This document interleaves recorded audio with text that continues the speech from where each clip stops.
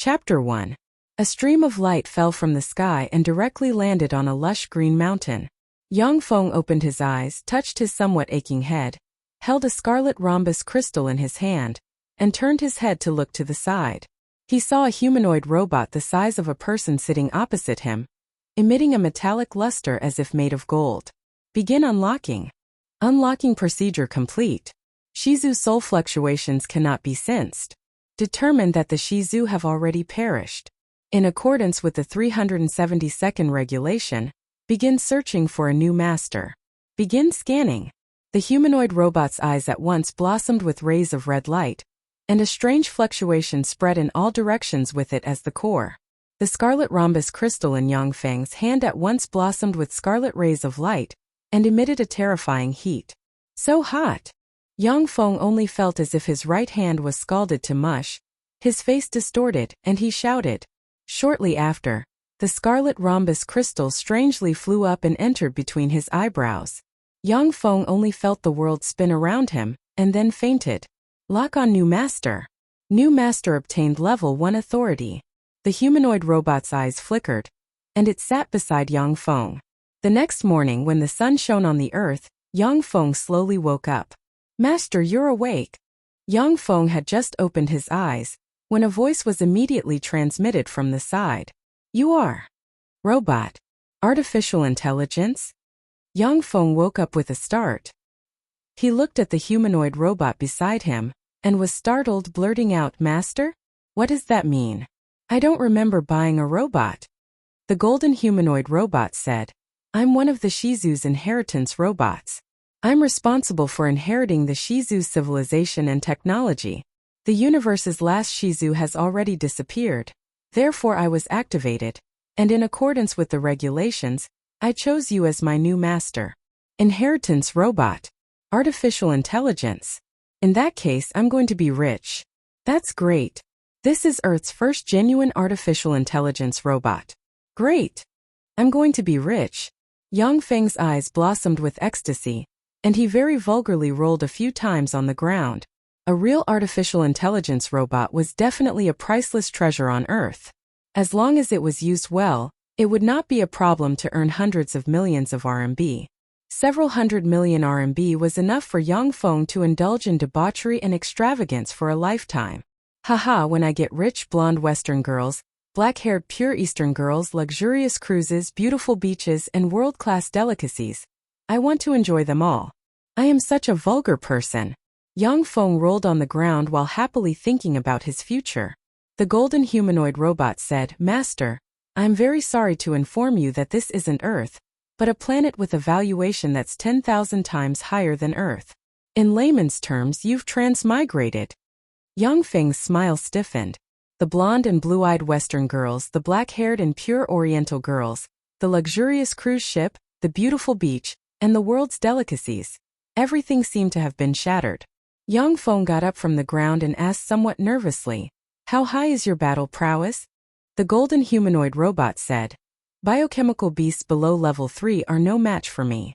According to Earth standards, I can blow away beasts like lions and tigers with a single punch. But I'm not a battle-type robot. Any level, for battle robot or above, has a higher battle prowess than me. Yang Feng's complexion was unsightly as he said, What abilities do you have? The golden humanoid robot said, Master, my abilities have long been imprinted in your mind. You only need to carefully recall, and you'll know my abilities. Yang Feng began to recall according to what was said. Shortly after, countless pieces of information gushed out from his mind. He also had a basic understanding of the golden humanoid robot's abilities. Inside the golden humanoid robot was an incomparably formidable smart brain. The smart brain's computing speed was an astronomical figure.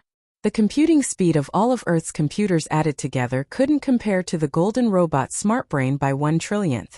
The golden robot's smart brain recorded countless Shi Clan's technology, from when Shi Clan was at its weakest to when it was at its strongest. At the same time, there were countless blueprints of weapons. Any one of these blueprints, if placed on Earth, could absolutely be sold for a sky-high price. Casually taking out a few kinds of technology could make Earth's technology have earth-shaking progress. Apart from this, the golden robot also had the terrifying ability to create things from nothing. As long as it had enough energy, it could create any kind of weapon out of nothing. Yang Feng opened his eyes, stared at the humanoid robot and asked, "How should I address you?" "I'm number 3796 inheritance robot. Master, you can call me number 3796, or give me a name that you like. Then I'll call you number 3796. Number 3796, start the mimicry system. Morph into a human form." "Yes, Master." Number 3796 responded. Its body twisted and quickly morphed into a human of the same size as Yang Feng, with an ordinary appearance. Yang Feng continued to issue orders. "Start the scanning system. Look for the nearest human village in the vicinity. If there are no signs of human habitation within 50 kilometers, then look for a place with a water source and no formidable life forms." Although number 3790's battle prowess wasn't strong, but it had a lot of formidable auxiliary abilities. The life detection ability was also one of its abilities. Moreover, as long as it had enough energy, its detection range could even reach up to 5,000 kilometers and above. But the larger the detection range, the more energy it consumed. All of number 3796's actions consumed energy. Yang Feng naturally didn't dare to wantonly waste precious energy. "Yes, Master. Start the scanning mode. Scanning range is 50 kilometers in diameter, consuming 0.1 kuan of energy per hour." Number 3790's eyes flashed with a red light. A formidable detection ripple spread in all directions with it as the core. Kuan was one of Shi Clan's energy measurement units. It was also Shi Clan's smallest energy measurement unit. Scanning complete. The red light in number 3790's eyes disappeared. It pointed towards a small road in the west and said, "Follow this direction for 5 kilometers and there will be a human village. There's a corpse on the road. The corpse's time of death didn't exceed 9 hours. Yang Feng said. "Then first go to the corpse and obtain information about this world." "Yes, Master." Under NR 3790's lead, after walking for approximately 1 kilometer, in a remote underbrush, Yang Feng discovered a black-haired and black-eyed young man's corpse, dressed in a Western medieval gorgeous hunting suit, aged approximately 21 or 22 years old. Yang Feng ordered, "Read his memories." Although number 3790's battle prowess wasn't strong, it belonged to the bottom of the Shi clan's battle sequence, but it had a lot of terrifying auxiliary abilities. As long as the brain of any life form hasn't been completely corroded by microorganisms, then it could read the life form's memories from the brain. Chapter 2. A fine golden tentacle suddenly extended from NR 3790's body and pierced into the head of the man with oriental characteristics. Beginning memory reading consumes 0.1 kuan of energy per hour. 10 seconds later, NR 3796 directly said, "Memory reading has been completed, whether to begin transmission or not." Yang Feng decisively said, "Begin transmission. In this unknown world, intelligence and information are extremely important. If one knows nothing about this world, then that's the most dangerous." NR 3796's eyes flashed with a red light. A huge amount of information was immediately transmitted into Yang Feng's mind, letting him obtain a lot of information. The corpse's owner was called Zhao Jiang. He was Turandot subcontinent's Fernandro Principality's first successor. His fief was Autumn Leaf Town, which wasn't far from here. Zhao Ming's childhood wish was to become a legendary warlock capable of slaying dragons, his name spreading throughout the entire Turandot subcontinent. After he grew up, he came to know that warlocks, this kind of existence, was formidable and mysterious. It was impossible for a small aristocrat like him to even see a warlock, let alone become a noble and formidable warlock.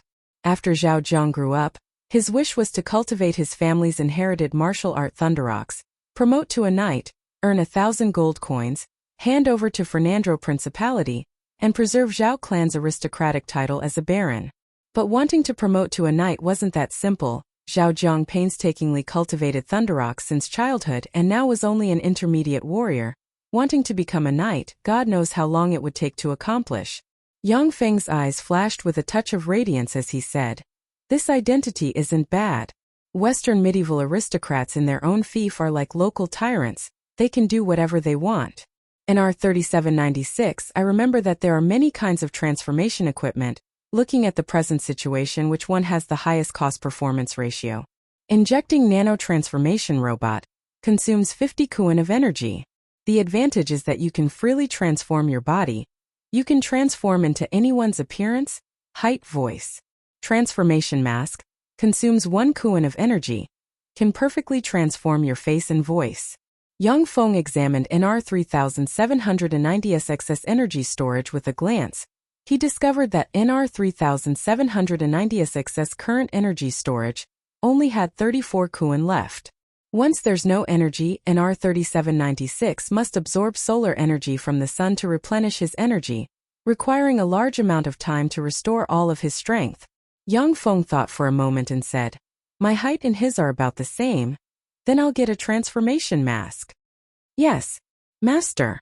Number 3796 extended his right hand, and a suction force gushed out from his hand, sucking in the countless fine iron, sand and various fine minerals on the ground into his hand, condensing them into a ball. With a twist, the ball transformed into a mask as thin as silk.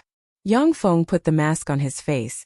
His face twisted, and within a breath, it deformed into Zhao Zhang's appearance. "Burn him." After taking off Zhao Zhang's clothes and putting them on, Yang Feng looked at Zhao Zhang's corpse and said lightly, "Yes, Master." Number 3790's right hand transformed into a flamethrower. It sprayed out a long flame that enveloped Zhao Zhang's corpse. The raging flames immediately engulfed Zhao Zhang's corpse. "Zhao Zhang, lend me this identity for a while. In exchange, if your enmity isn't too troublesome, then I'll also help you take revenge." Yang Feng looked at Zhao Zhang's corpse being burned by the flames and said lightly, "Let's go." After Yang Feng saw Zhao Zhang's corpse turn into ashes, he turned around and walked together with NR 3976 towards Autumn Leaf Town. Autumn Leaf Town is a small town brimming with Western medieval style. The town's road is a bumpy, muddy road. Everywhere you can see the feces of chickens, ducks, cows, horses, and other livestock. The town's houses are also dilapidated. Even China's many new villages can't compare. In that small town, everyone's clothes are shabby, their faces are yellow, the majority of them are black-haired and black-eyed Orientals. The number of blonde-haired and blue-eyed Westerners is relatively small. Tarandit subcontinent is a continent dominated by white people. The black-haired and black-eyed Orientals are classified as a bullied and humiliated race at the bottom. After Zhao Zhang's ancestor crossed the sea and arrived at Tarandit subcontinent, with the identity of a great knight, the first generation of Fernando Principality's king established countless heroic deeds. Only then was he conferred the title of Baron. Moreover, he brought a large number of black-haired, black-eyed and yellow-skinned Orientals to open up the wasteland. After 3 generations of hard work, only then did Autumn Leaf Town, this small town. The majority of Autumn Leaf Town's residents are also mainly Orientals, giving Yang Feng a somewhat space-time disordered feeling. "Lord, thank God, you finally returned." Yang Feng returned to Autumn Leaf Castle. An approximately 50 to 60 years old man with white hair and beard, dressed in a butler's attire, immediately greeted him. Yang Feng took off his coat, handed it to the old man and asked, "Butler Liu, how much money does our clan currently have?" Butler Liu is an old man who has served 2 generations of barons in Autumn Leaf Castle. He is the clearest about Autumn Leaf Castle's finances. Butler Liu thought for a moment and said, "Lord, we currently have 456 gold coins. In Tarandit subcontinent, 1 gold coin can be exchanged for 20 silver coins or 2,000 copper coins. 456 gold coins is already a huge sum." Yang Feng said, "Leave 100 gold coins for emergencies. Immediately use the rest of the money to buy iron ore. Quickly ship it back, I have great use for it." Butler Liu was secretly alarmed, somewhat cautiously said, "Lord, our Autumn Leaf Town doesn't have any iron ore production. We have to go to the nearby Blackrock Town to buy iron ore. Blackrock Town's Baron Kirov is our clan's mortal enemy. If he sees us buying iron ore in large quantities, he will certainly substantially increase the price of iron ore. It's very disadvantageous for us. It would be better for us to go to Giant Stone City to look for other ore merchants and buy ore from them." Baron Kirov? Yang Feng carefully flipped through Zhao Zhang's memories. Very quickly he found this name. Baron Kirov is Giant Stone City's City Lord Viscount Harley's dog. With the help of Viscount Harley, he unceasingly uses various means to erode Zhaojiang clan's territory. He is Zhaojiang clan's most ferocious enemy. Zhaojiang's death is extremely strange. Yang Feng speculates that Baron Kirov is definitely one of the biggest suspects. Interesting. The corners of Yang Feng's mouth slightly rose. His eyes flashed with a whiff of excitement as he said, Baron Kirov seems to also have a usury business. Send someone to contact him, say that I fancy Giant Stone City's Miss Qian Qian. I want to help Qian Qian redeem herself. I want to use my Autumn Leaf Town's territory as collateral to borrow 5,000 gold coins from him. Butler Lu was greatly alarmed in his heart.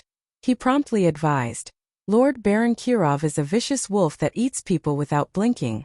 Every month the interest is as high as 4%.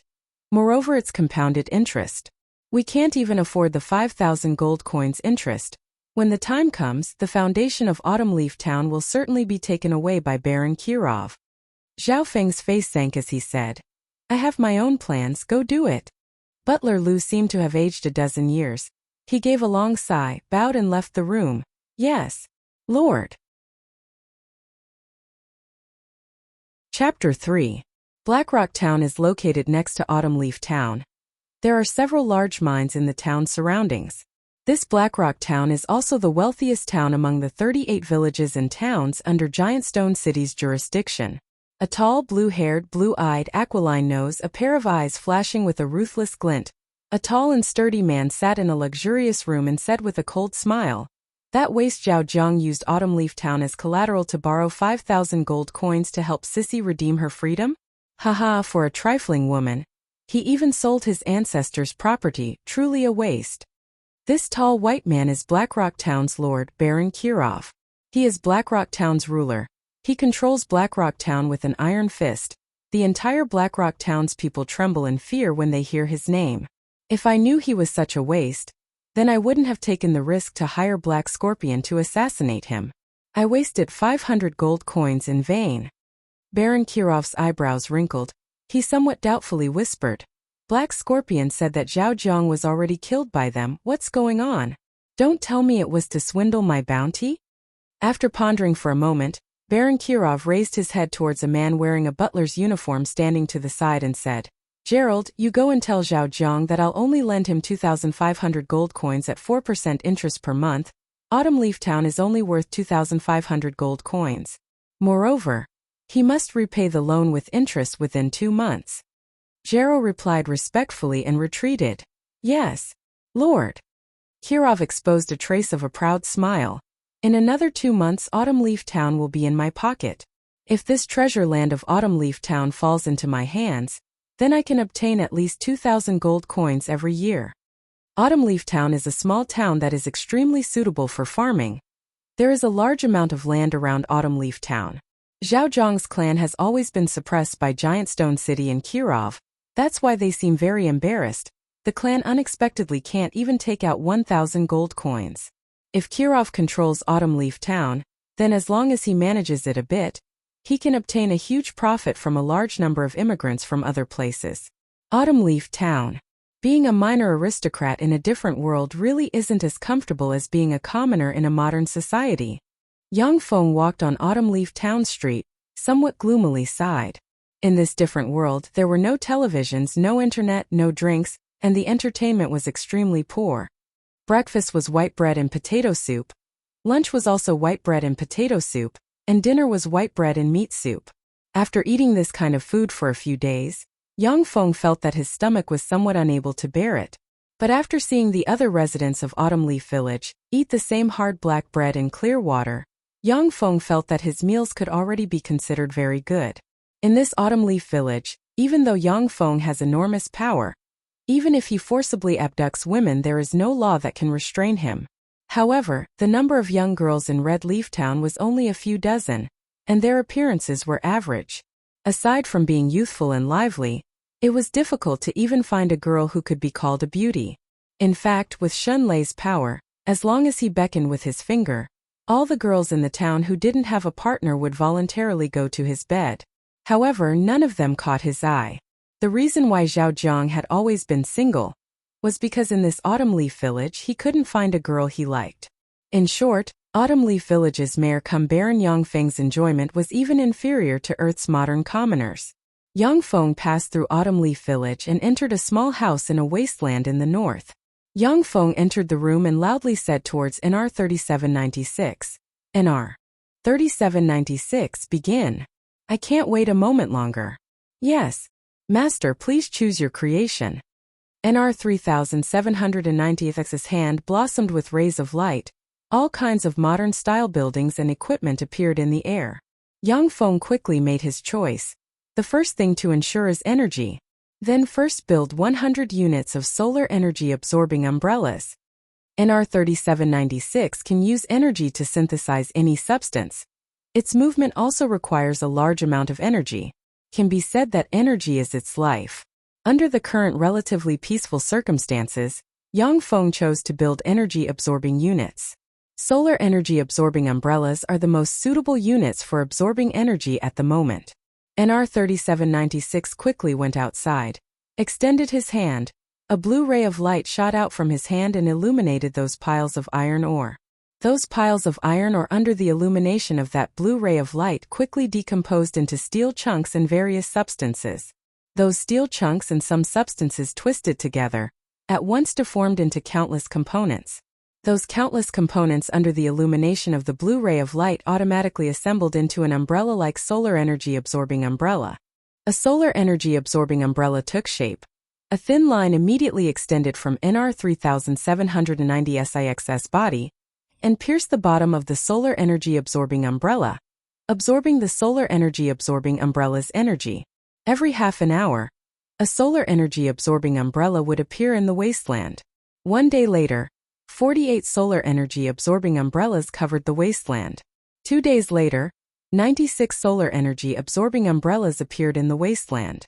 On the third day, beside NR 3976 appeared a 3m tall, cylindrical 16 mechanical arms. Each mechanical arm was respectively embedded with drills, hammers, pliers, electric welders, and other kinds of equipment. On the fourth day, the number of engineering robots multiplied to 3, and the number of solar energy-absorbing umbrellas multiplied to 200. On the fifth day, the number of engineering robots multiplied to 9, and the number of solar energy-absorbing umbrellas multiplied to 300. On the sixth day, the number of engineering robots multiplied to 27, and the number of solar energy-absorbing umbrellas multiplied to 400. On the seventh day, the number of engineering robots multiplied to 81, and the number of solar energy-absorbing umbrellas multiplied to 500.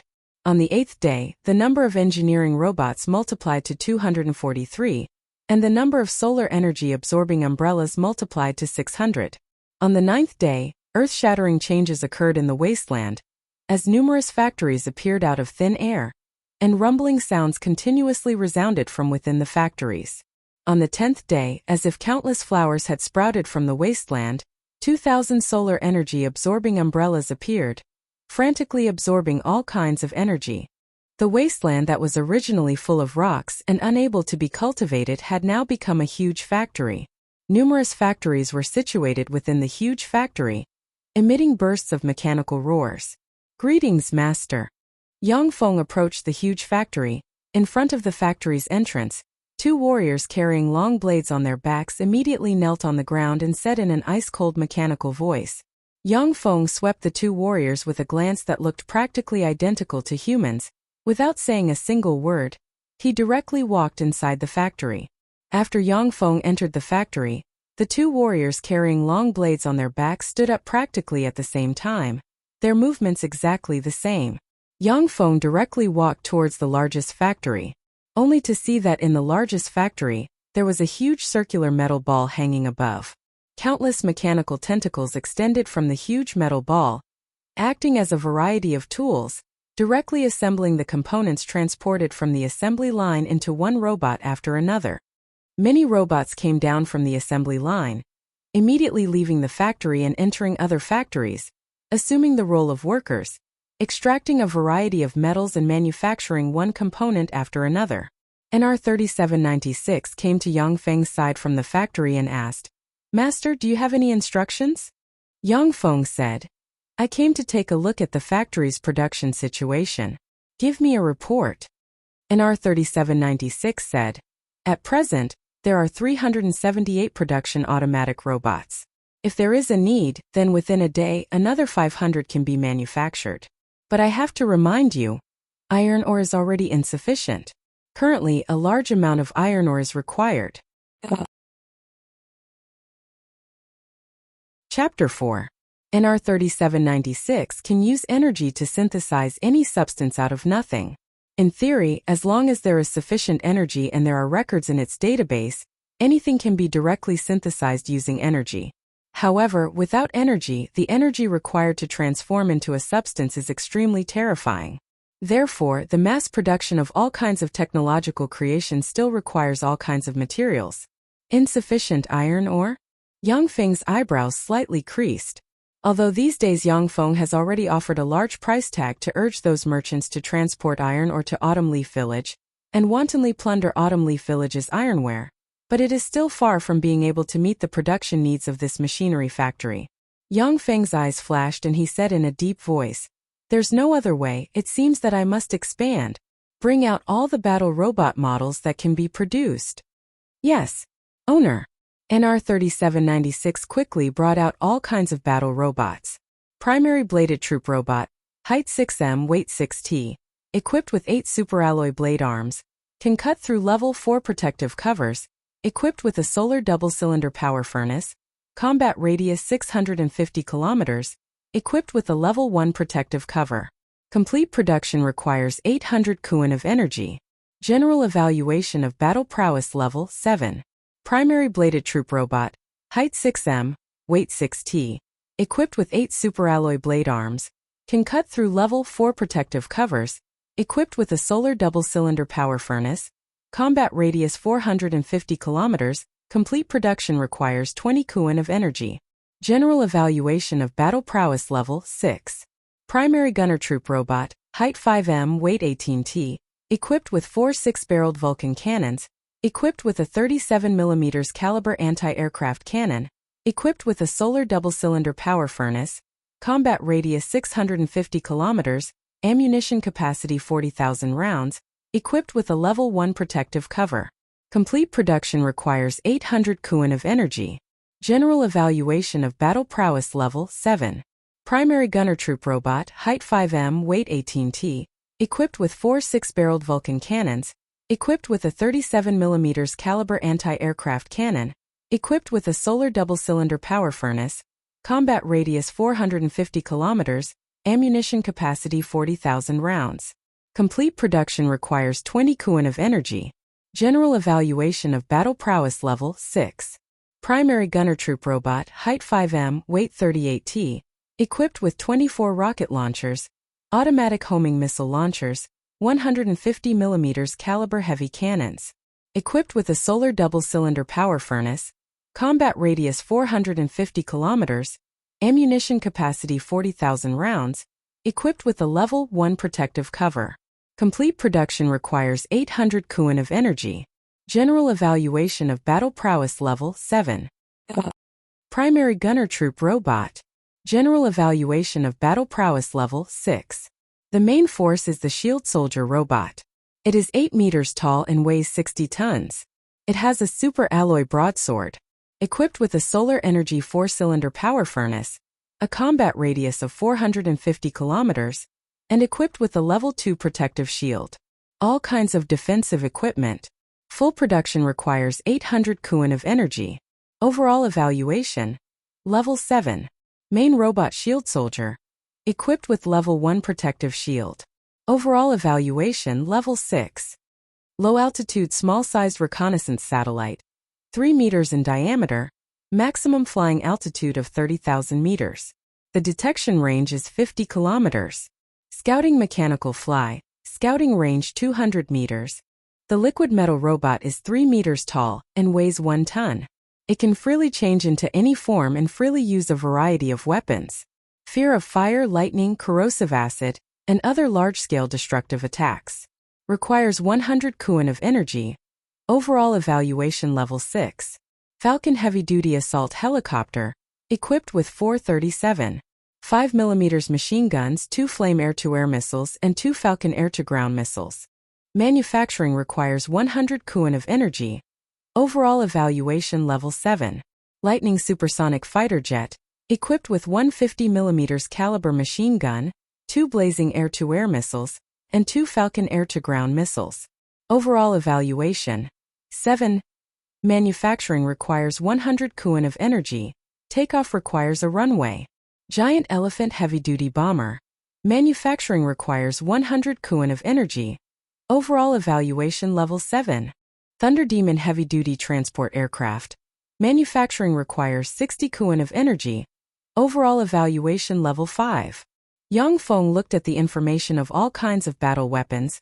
His eyebrows slightly creased and he said in a deep voice, "The highest is only level 7, isn't that too weak? There aren't any higher-leveled battle weapons?" When he obtained the inheritance, Yang Feng saw a lot of terrifying battle weapons.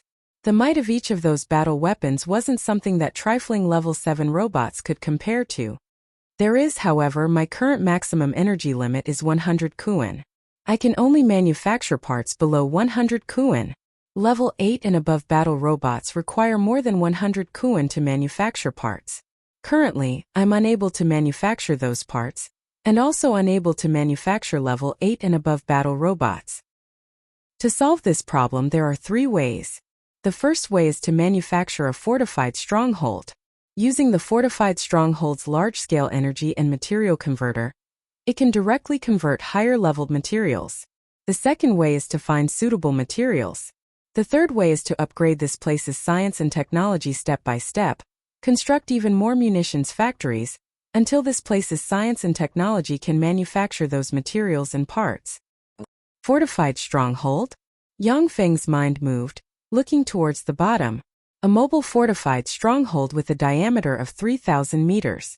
Equipped with 100 rhombus laser cannons, 100 200mm heavy cannons, 345mm heavy cannons, 100 basic stronghold cannons, and a level 3 large protective shield. Requires 10,000 tons of steel, 100,000 Kuan of energy, dimensional crystal, overall battle strength evaluation level 10. Fuck. Yang Feng cursed in a low voice. That 10,000 tons of steel requires 20 to 30,000 tons of iron ore. A ton of iron ore is approximately 2 gold coins, 30,000 tons of iron ore is equivalent to 60,000 gold coins. If one were to use normal means to purchase, even Autumn Leaf Village's 100 years of income wouldn't be enough. As for energy, a solar energy umbrella can absorb 0.01 Kuan of energy per day. Currently, 2,000 solar energy umbrellas can only absorb 20 Kuan of energy. With the current progress, it would take a full 50,000 days to gather enough energy for a portable fortified stronghold. As for the dimensional crystal, Yang Feng has never even heard of its existence. Thinking for a moment, Yang Feng said, "First create a simplified version of bladed troops, gunner troops and gunner troops for me to use." NR 3796 somewhat doubtfully asked, "Simplified version?" Yang Feng proposed his own requirements for improvement, reducing all kinds of aspects. My current enemies are only medieval humans who don't even have guns. Bladed troops' blades only need to be able to behead knights. Gunner troops can use 12.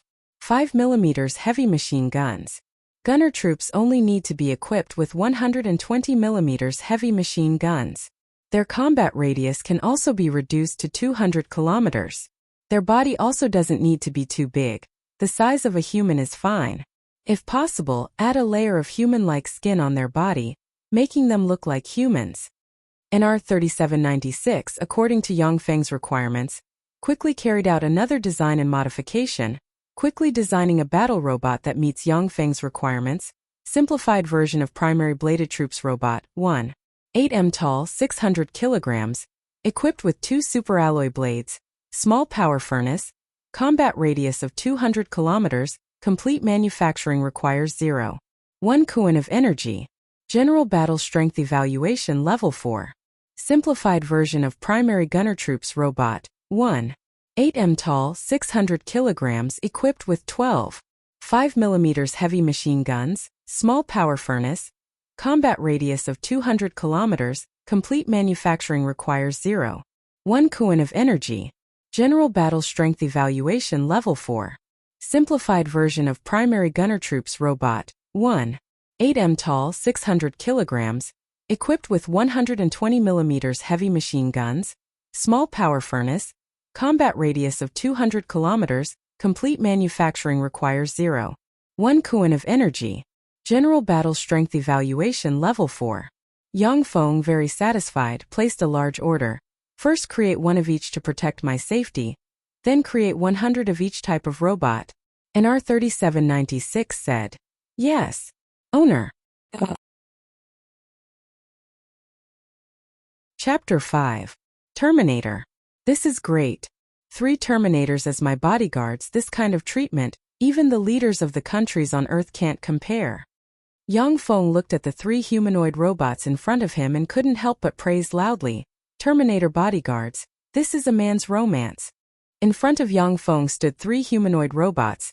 Each one had a grim expression, wore black sunglasses, wore a black cloak, had a tall stature, and looked extremely cool.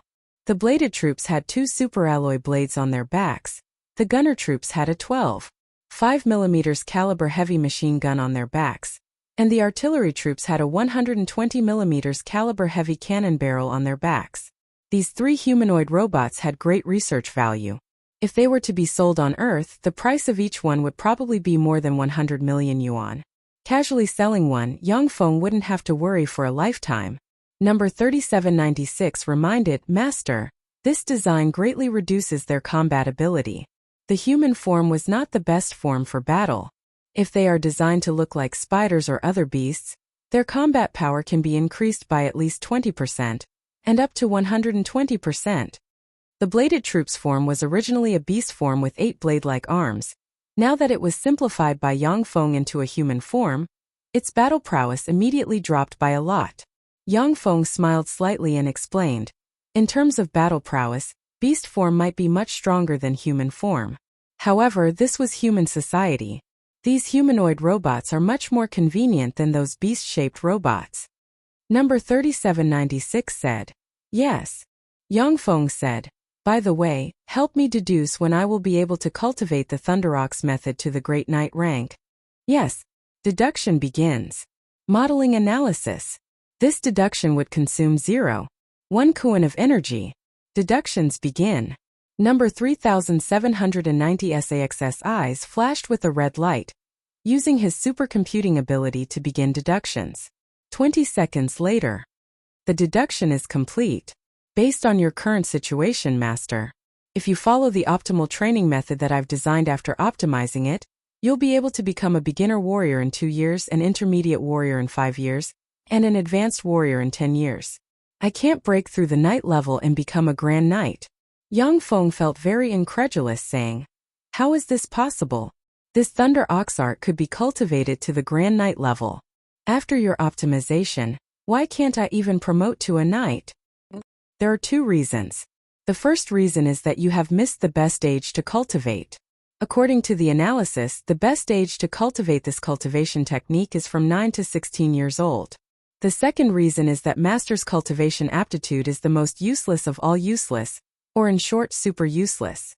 It is incompatible with the Thunder Ox technique, and without the help of external forces, it is simply impossible to break through and become a knight-level practitioner. Number 3796 ruthlessly said, "Super trash." Yang Feng was somewhat speechless. He didn't think that his cultivation aptitude would actually be this poor. Number 3796 comforted him, "But Master, you don't need to feel too inferior. In fact, after thousands of years of degeneration, the people of Earth are basically super trash when it comes to cultivation. You're not the only one." Yang Feng was somewhat speechless when he heard that, but he finally felt a bit better.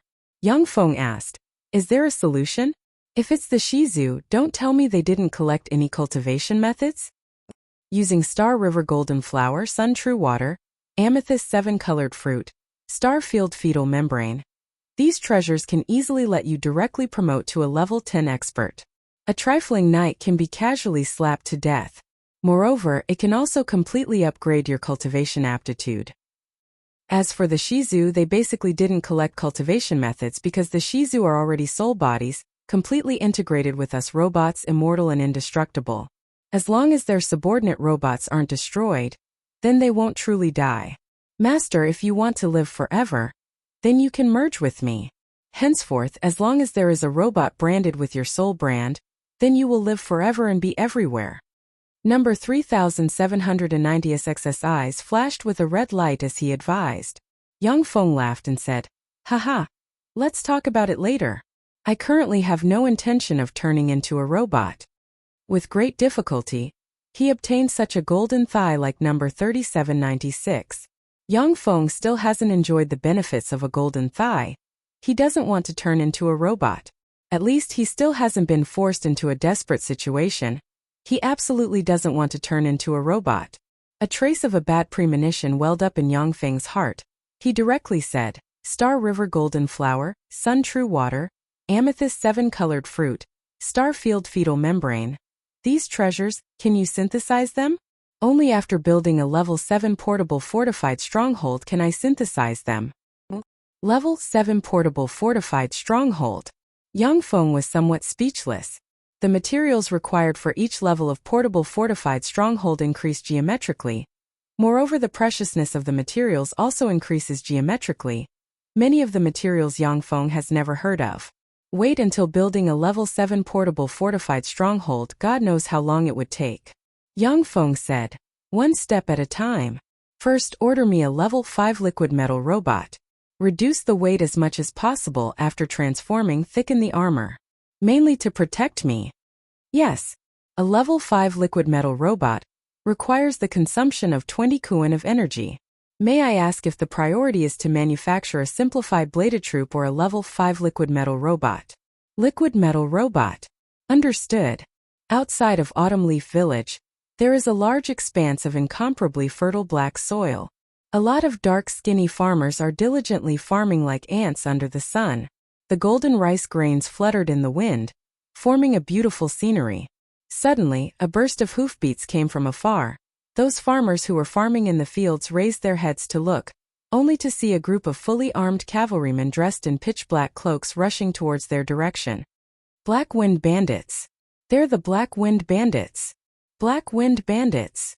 One after another, panic-stricken voices sounded in this area. Those farmers' eyes revealed a panic-stricken expression, dropped everything, scrambled and fled in all directions. That group of cavalrymen dressed in pitch-black cloaks had malevolent smiles on their faces. As if a sharp arrow leaving a bowstring, they rushed towards Autumn Leaf Village. Ding! Ding! Ding! A loud and clear alarm reverberated throughout Red Leaf Town. All of the townspeople in Red Leaf Town fled back to their homes in fear. They grabbed their weapons and trembled in fear. "Close the gates. Immediately close the gates. You idiots, hurry up. For the sake of your own lives, quickly close the gates." Near the gates of Autumn Leaf Castle, an officer with a pale complexion directed those warriors to close the castle gates. Under the officer's angry scolding, the gate of the castle finally closed slowly. "Lord, it's not good. The Black Wind Bandits have arrived. The Black Wind Bandits have arrived." Manager Lu's complexion was pale. With a panic-stricken expression, he rushed into the castle's garden, shouting towards Yang Feng. Chapter 6. Black Wind Bandits? What's their origin?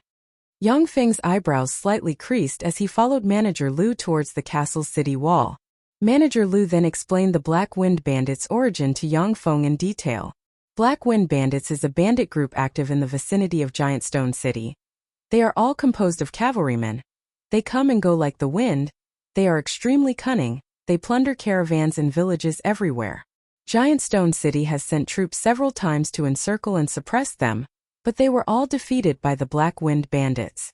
After several failures, everyone came to know that the Black Wind Bandits' leader Barry is a terrifying expert with the strength of a knight.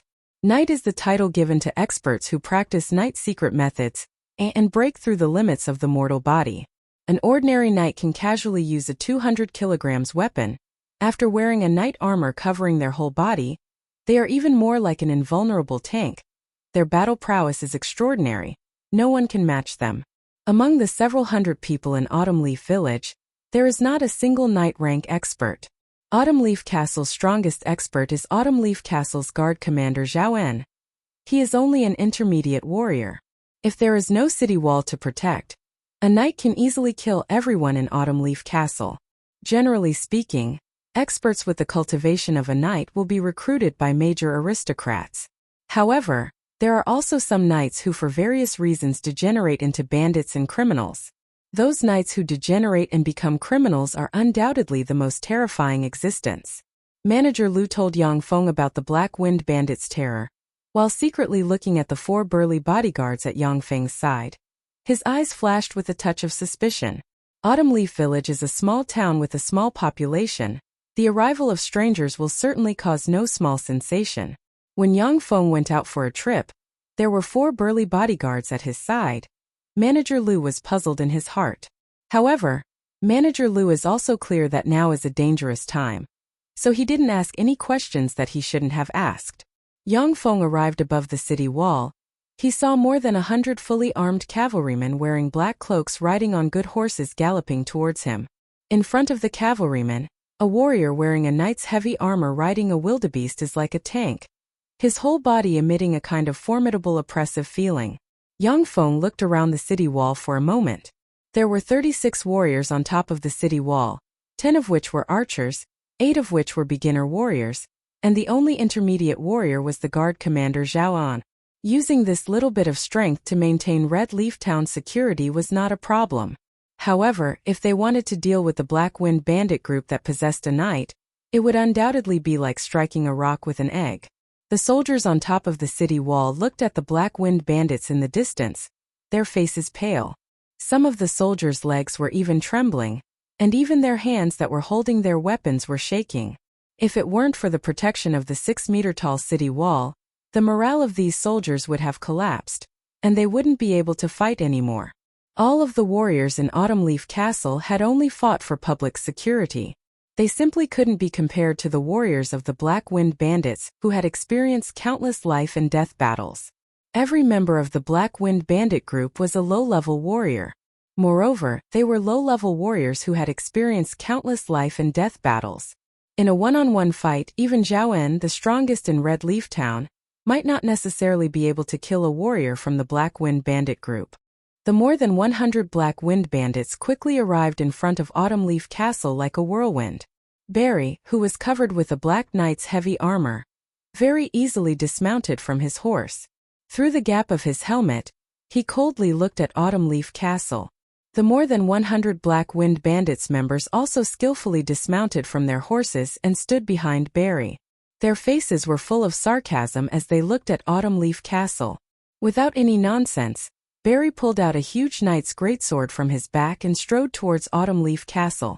Behind Barry, the more than 100 Black Wind Bandits followed behind Barry and charged towards Autumn Leaf Castle. Shoot the arrows! Shoot the arrows! Shoot him to death! Shoot Barry to death! Zhao En's face was pale as he loudly shouted. The 10 archers on top of the city wall desperately shot towards Barry. 10 arrows immediately shot towards Barry like raindrops. The level of training of the 10 archers was obviously not high. 9 out of 10 arrows missed their target. Only 1 arrow hit Barry's shoulder and then bounced off. Barry continued to rush towards Autumn Leaf Castle like a terrifying tank. He wasn't even the slightest bit affected. All the warriors on top of the city wall seeing this scene were frightened out of their wits and their morale fell. The second round of arrows didn't even graze Barry's body. Awesome! This is a heavy knight, really awesome! Yang Feng looked at the unbridled charge in the midst of the rain of arrows. His eyes flashed with a touch of admiration. After a few breaths, Barry directly arrived under Autumn Leaf Castle's city wall. His whole body erupted with a terrifying, imposing manner, and with a forceful step, he abruptly leaped up, leaping over the 6 meters high wall of Autumn Leaf Castle. He jumped on top of the wall, and casually chopped down with his sword, directly cutting a soldier in 2 at the waist. Blood splattered everywhere, and internal organs scattered. Autumn Leaf Castle's warriors on top of the city wall had never experienced a bloody battle. Seeing such a terrifying scene, their morale directly collapsed, and they fled in all directions. Barry! Barry! Barry! Barry! Under the city wall, the Black Wind Bandits members raised their weapons and issued bursts of fanatical and excited cheers. Barry coldly swept the Autumn Leaf Castle's warriors in all directions. He waved his hand and ropes were immediately thrown down from above the city wall. The Black Wind bandits below immediately grabbed hold of ropes and began to climb up with great dexterity. Manager Lu's legs trembled. He glanced at the god of death like Barry and said in a trembling voice, "My lord, let's escape. No matter how high his martial arts are, a single shot will knock him down. A trifling knight in front of guns and cannons, he's just a slag." Yang Feng coldly smiled and directly pulled out a 9mm caliber pistol from his waist. He aimed at Barry and pulled the trigger. Bang! Bang! Bang! Bang! That unbridled Barry was hit 6 times. The 9mm caliber pistol bullet hit Barry's knight's heavy armor and penetrated it. 6 bloody holes were opened on his body. Blood continuously gushed out from his body. "You actually injured me. Damned yellow-skinned bastard. You actually dared to injure the great knight Barry. I'll crush your bones inch by inch, then chop you up and feed you to the dogs." Barry's body was hit 6 times. His eyes were red and flashed with an endless ominous glint. He bellowed and his whole body erupted with a terrifying power. 6 bloody bullets abruptly ejected from his body. Chapter 7. Yang Feng saw Barry force the 6 bullets out of his body. He couldn't help but say, "So awesome. Even the bullets can be forced out. Knights are really awesome. No wonder it's so difficult to practice cultivation. On Earth, it's impossible to force the 6 bullets out of the body after being shot 6 times. Barry was simply the #1 martial Dao expert that Yang Feng had ever seen. But Barry was merely a knight. There were still 3 ranks above him: Great Knight, Earth Knight and Sky Knight. And knights weren't this world's most formidable forces. Warlocks were this world's peak peerless experts. A trifling knight was already formidable to this extent, then who knows how formidable warlocks would be. This bit of knowledge made Yang Feng feel a trace of reverence towards this world. In Tyrandot subcontinent, as long as one advanced to a knight, then one would possess extraordinary strength, possessing strength far surpassing that of ordinary humans. Barry gave an angry roar, directly pulled out his greatsword and madly rushed towards Yang Feng. Yang Feng said faintly, "Blade One, go exchange a few blows with him. Apart from the head, you can attack the rest of his body." The Dao wearing sunglasses standing beside Yang Feng pulled out 2 superalloy blades one by one. His figure shook, as if a fierce tiger pounced towards Barry, at once appeared in front of Barry and fiercely chopped at him with his blade. Barry raised his greatsword to block. Ding! An incomparably ear-piercing sound of metal striking reverberated in the area. Barry's complexion paled. His figure violently retreated, drops of blood dripping from under his visor. "Knight! How could you have a knight-rank expert as your bodyguard?" Barry's eyes flashed with a whiff of horror as he cried out involuntarily. Supporting a knight was extremely difficult. The price of Barry's knight full body armor was more than 400 gold coins. Apart from that, the lowest salary of a knight was no less than 20 gold coins per month, plus equipment maintenance, feeding horses and other expenses. Supporting a knight for a month would cost more than 30 gold coins. It's basically not something that a lesser aristocrat like Zhao Jiang could support. Yang Feng's eyes flashed with an excited radiance. He said in a low voice, "With a human body, he's actually able to block a robot's all-out attack. Truly amazing. Worthy of being an expert that surpasses the limits of a mortal's body." The bladed troop injured Barry with a single slash. It madly stomped the ground and continued to chop at Barry with the huge alloy warblade in its hand.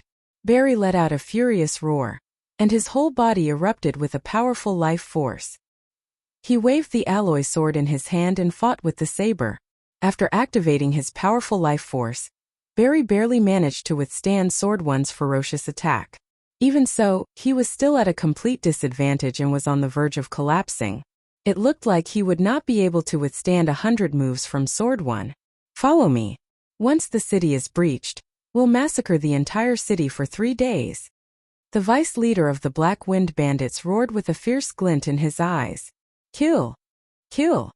The eyes of the over 100 bandits of the Black Wind bandits flashed with a bloodthirsty glint. They quickly arrived at the bottom of the city wall, grabbed ropes and climbed up. Yang Feng swept the Black Wind bandits with a glance and said with a cold smile, "Gun One, kill them all, don't leave a single one alive."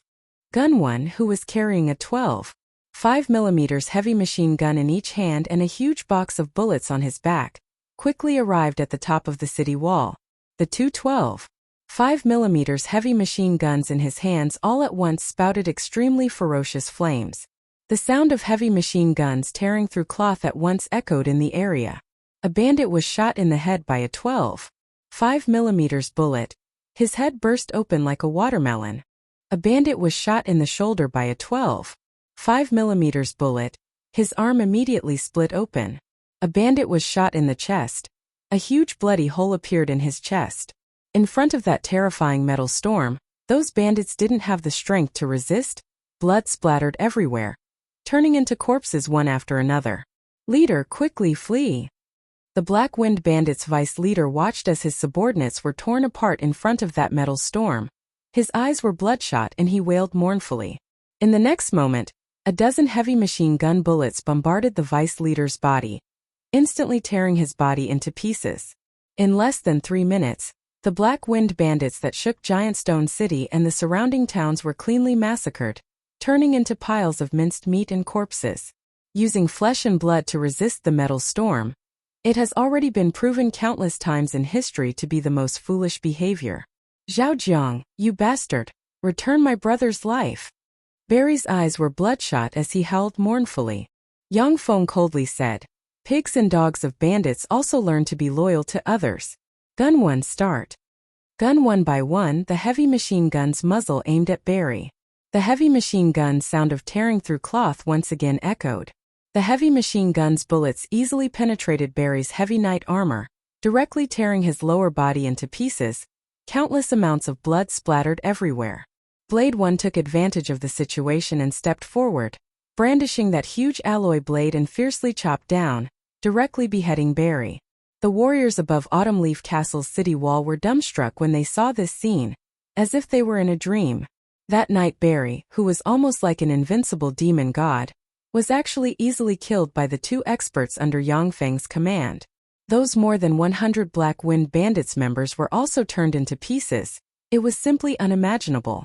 Manager Lu's eyes flashed with excitement, his voice trembling as he said, "Warlock, warlock alchemist. Lord, did you obtain the power of a warlock alchemist?" The warriors above the city wall also looked at Yang Feng with anticipation, awe and worship in their eyes. Warlock, that is the pinnacle of Tyrannid subcontinent's experts. They possess all kinds of outrageous extraordinary powers. Even if it was Fernandro Principality's king who met an official level 1 warlock, he would also have to be respectful, not daring to have any neglect. Only the power of a warlock could easily destroy the Black Wind Bandits, this kind of armed force. Yang Feng lightly said, "That's right, I obtained the power of a warlock alchemist." "Great! Great! Our Zhao clan can finally bring glory to our family name and carry forward." Manager Lu's body trembled. His eyes flowing with turbid tears, he excitedly muttered. The rest of Autumn Leaf Castle's warriors also issued bursts of excited cheers. To be able to become a warlock's subordinates, their future is bright. Yang Feng let Sword 1 carry Barry's severed head towards the direction of NR 3790 SXS munitions factory.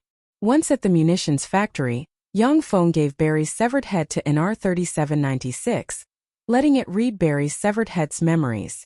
Not long after, Barry's memories were read one by one, letting Yang Feng know the ins and outs of the matter. The Black Wind Bandits is the black gloves of Count Locke of Woodrock City, next to Giant Stone City. Count Locke and Viscount He Lu are a pair of mortal enemies. Both sides are entangled in endless struggle. After Yang Feng borrowed a large amount of gold coins from Baron Kirov, Autumn Leaf Town is very likely to be annexed by Baron Kirov, strengthening Baron Kirov's strength. Count Locke then dispatched the Black Wind Bandits to exterminate Zhao clan. If the Zhao family is completely exterminated, the Zhao family's fief will be taken back to Fernandro Principality. Earl Locke will be able to use various means to transfer a noble close to Earl Locke here, and invade Viscount Harley's territory. The enemy of my enemy is not necessarily my friend. Weakness is a sin, strength is the truth. A trace of enlightenment welled up in Yang Feng's mind. If Yang Feng didn't possess the power of Shi clan's inheritance, then he might have already become a corpse, not even knowing why he died. Chapter 8. Black Rock Town is one of the 10 towns under the jurisdiction of Giant Stone City. Black Rock Town is surrounded by mountains. Most of the land isn't suitable for farming. However, there are several large iron ore veins in Black Rock Town's surroundings. Black Rock Town's Baron Kirov relied on several large iron ore veins to turn Black Rock Town into a steel smelting and weapon manufacturing town. Black Rock Town's weapons are supplied to countless aristocrats of Fernandro Principality, earning Baron Kirov enormous wealth. Black Rock Town's prosperity is also far above that of Autumn Leaf Town. Autumn Leaf Town's total population is less than 1,000, while Black Rock Town's population is as high as 30,000. Black Rock Town is also the most prosperous town among the 10 towns under the jurisdiction of Giant Stone City. Black Rock Town's only shortcoming is that it's unable to produce its own food. Every year it needs to purchase large amounts of food from various places. It's precisely because of this that Baron Kirov set his sights on Zhao Clan's Autumn Leaf Town. As long as he gets his hands on the fertile Autumn Leaf Town, Baron Kirov will no longer lack food. 2 kilometers outside Black Rock Town, on top of a small hillside, Yang Feng stands on top of the hillside, overlooking the distant Black Rock Town. Behind him stand 50 level 4 bladed troops, 50 level 4 gunner troops, 10 artillery troops as well as 2 level 5 liquid metal robots. All the robots are dressed in a pitch-black battle gown, looking awe-inspiring and full of murderous intent. Yang Feng pointed towards Black Rock Town and ordered, "Black Rock Town, I want it. Go and seize Black Rock Town for me. Those who resist will be killed without mercy." "Yes, owner." Those 112 robots simultaneously responded loudly with a mechanical synthesized voice. Finish speaking. 30 bladed troops, 30 gunner troops, 5 artillery troops as well as 1 level 5 liquid metal robot immediately rushed down the hillside, directly rushing towards Black Rock Town. Yang Feng took out a metal helmet and immediately put it on. That metal helmet is called Consciousness Transmission Helmet. It can transmit Yang Feng's consciousness to any robot within a radius of 5 kilometers, equipped with a receiving microchip. This allows Yang Feng to directly control those battle robots equipped with receiving microchips. In Tyrandot subcontinent there are knights with incomparably formidable physical strength. There are also strange and incomparably formidable warlocks. Many warlocks grasp the terrifying power to silently and directly kill people. Yang Feng didn't dare to personally go to the battlefield, otherwise, he wouldn't even know how he died. Before fusing with the inheritance robot NR3796, Yang Feng's body was very fragile. Even an ordinary person could kill him. A powerful warlock would be able to kill him with just a little bit of effort. In a split second, Yang Feng's spirit linked with the level 5 liquid metal robot. The level 5 liquid metal robot's body distorted and quickly transformed into Yang Feng's body. This is the ability of the Shizu powerhouses. They can freely shuttle through the bodies of the robots under their command and completely control any robot. As long as his soul was not destroyed, he could be reborn in any robot's body.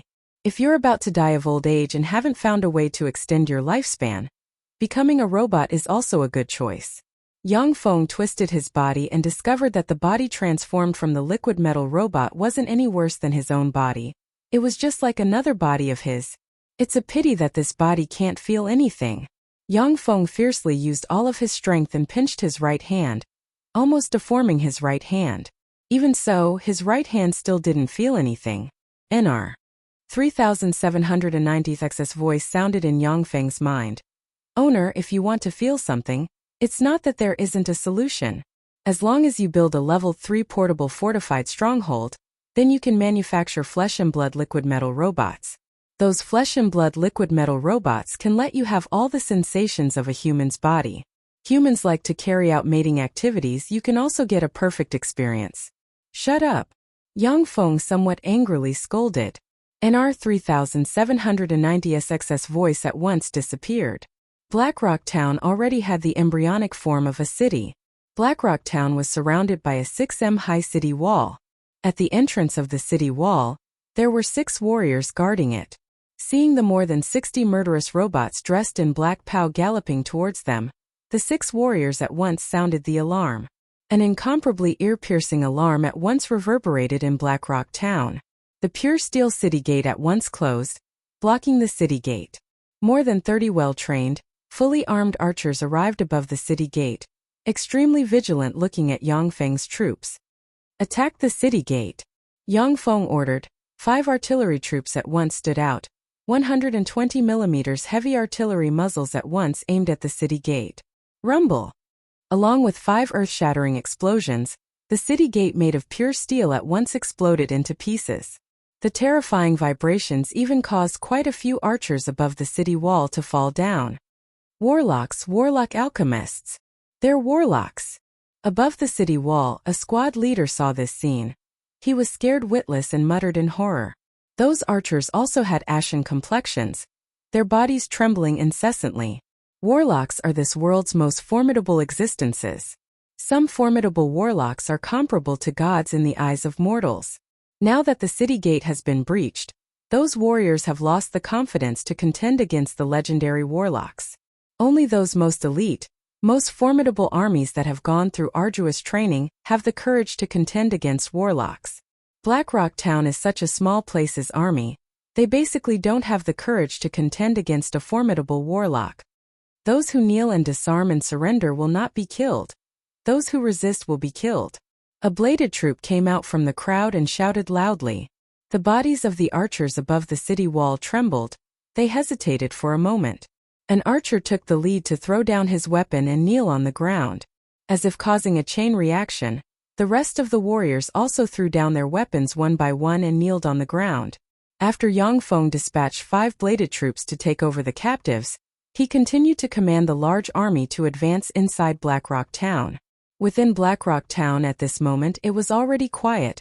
All of the town's residents went into hiding inside their homes, using a frightened gaze to look at Yang Feng and his entourage. Blackrock Castle's city wall is 10 m high. Its diameter is up to 1 kilometer. The whole body is built using black rock with a degree of hardness comparable to steel. The 10 m high city wall, even a knight rank expert is unable to jump over it. A great knight rank expert also needs to take off their heavy armor in order to be able to jump over such a high city wall.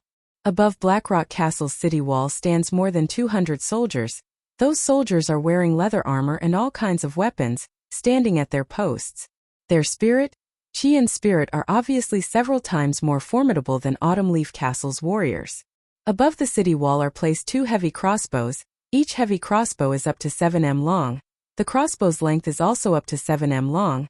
It requires 5 to 6 people to simultaneously operate.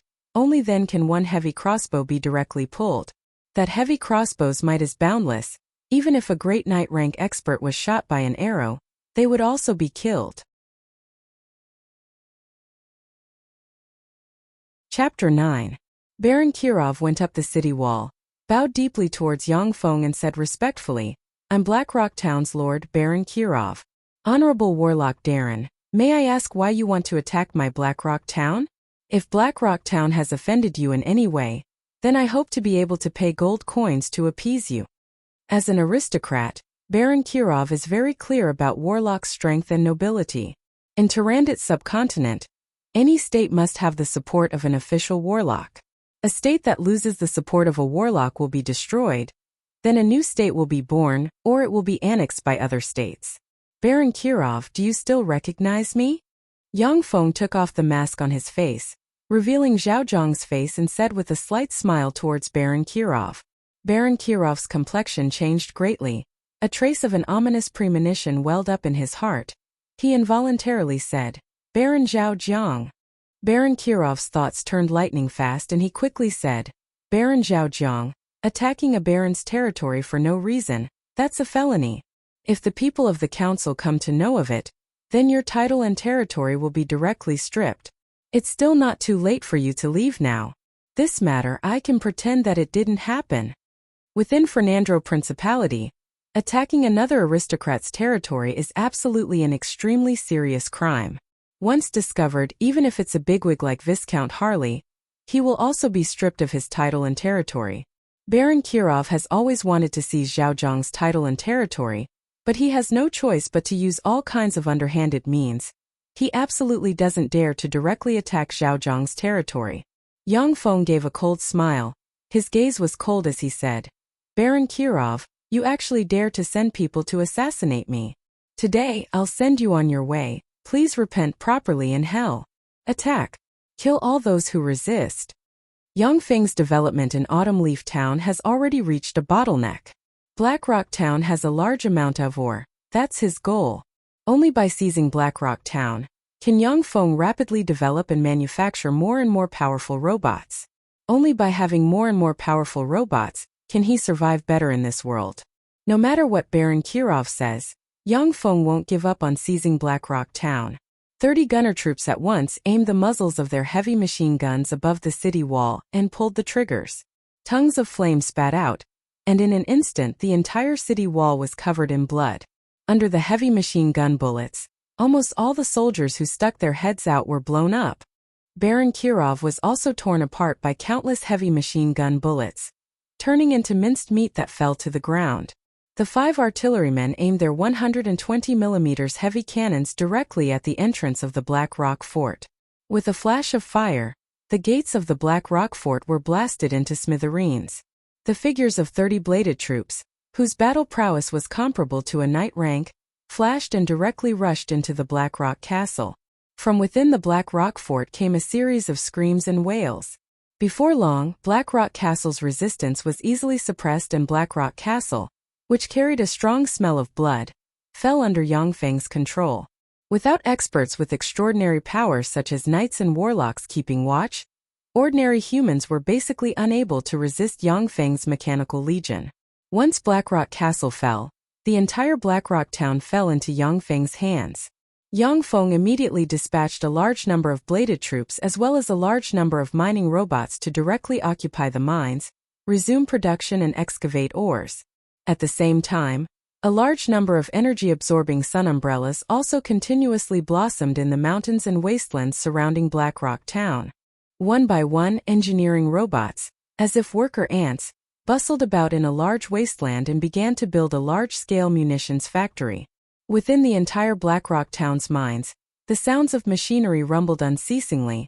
All kinds of large iron and steel smelting machinery and equipment were manufactured by those engineering robots.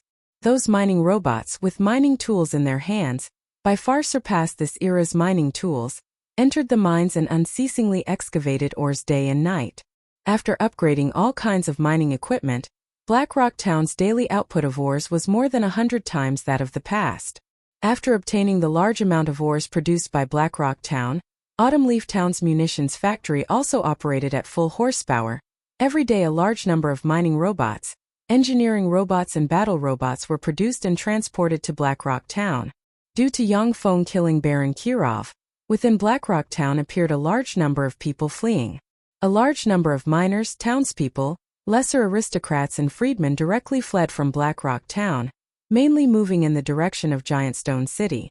If it was an ordinary aristocrat lord, a large number of his subjects fleeing would absolutely give them a headache. After all, every subject has to pay taxes, it's the lord's wealth. But for Yang Feng it doesn't matter if his subjects flee. For him, his mechanical legion is the most loyal subject that creates the most wealth. After plundering the entire Black Rock Castle, Yang Feng collected a total of 30,000 gold coins in cash, as well as a large number of antiques, works of art, deeds for all kinds of real estate in Giant Stone City, deeds for houses. Black Rock Town is a small town rich in all kinds of ores, although Baron Kirov needs to take out a large amount of money every year to bribe everyone. But his wealth also exceeds 200,000 gold coins, but the majority of his wealth is used to buy all kinds of real estate in Giant Stone City, all kinds of works of art and antiques. The cash on hand is also very limited, merely 30,000 gold coins. From Baron Kirov's brain, Yang Feng read a lot of information. He obtained a cultivation method that can be practiced until the knight rank. But that knight cultivation method can only be practiced until the knight rank. It's far from being comparable to Zhao Clan's Thunderox. Yang Feng also doesn't have any interest in practicing it. Many reconnaissance satellites flew into the sky, scouting Giant Stone City's movements. From the information obtained from Baron Kirov's brain, Giant Stone City's population is as high as 600,000. The number of knights in Giant Stone City exceeds 100. Viscount Harley alone had over 30 knights and 3 grand knights under his command. In addition, Giant Stone City also has more than 30 apprentice warlocks. An Earth Knight's rank is comparable to a level 3 apprentice warlock. A Sky Knight's battle prowess is comparable to a level 1 official warlock. But the number of experts able to practice until Earth Knight and Sky Knight are very few. Only the followers of some extremely powerful warlocks could possibly become Earth Knights, Sky Knights and other such experts. In Fernandro Principality, the number of Knight rank powerhouses was more than 10,000, but there was only one Sky Knight rank powerhouse. The scarcity of Sky Knights can be imagined. Giant Stone City's strength. Yang Feng has the confidence to rely on his mechanical legion to destroy them. But behind Giant Stone City there's a warlock force called Black Cottage supporting them. That Black Cottage has an incomparably formidable level, 1 warlock. In Tyrannid subcontinent, warlocks are the pinnacle of experts. If a level 1 warlock participates in a mortal's battle, then if the other side doesn't have the means to keep them in check, then a level 1 warlock can very easily behead the enemy's high-ranking officer amidst an army of 10,000, destroying the enemy's will to resist. Currently, Yang Feng's Mechanical Legion's main forces are level 4 Mechanical Legion. After the main forces are replaced with level 6 Mechanical Legion, only then will he have the absolute certainty to defeat a level 1 warlock. After occupying Blackrock Town, Yang Feng's forces are unceasingly expanding with each passing day. His forces will skyrocket by a fraction. Time is on his side. Chapter 10. Giant Stone City is one of Fernandro Principality's 16 major cities. The city's population is as high as 600,000. Giant Stone City's City Lord's mansion in the center of Giant Stone City. In a conference hall sat 5 men. Sitting in the main seat is a man with short golden hair, blue eyes, aquiline nose, fair skin, a tall and sturdy figure, exuding a gloomy and formidable aura. This man is Giant Stone City's City Lord, Viscount Harley. Apart from Viscount Harley, the other 4 men are respectively Giant Stone City's 4 great clans' patriarchs, Portman clan, Bennett clan, Manny clan and Luge clan's patriarchs. Viscount Harley and Giant Stone City's 4 great clans jointly control everything in Giant Stone City. Viscount Harley slowly said, Blackrock Town's Baron Kirov was killed. The 4 great clans' patriarchs looked at each other and remained silent. After Baron Kirov was killed by Yang Feng, the news quickly reached their ears.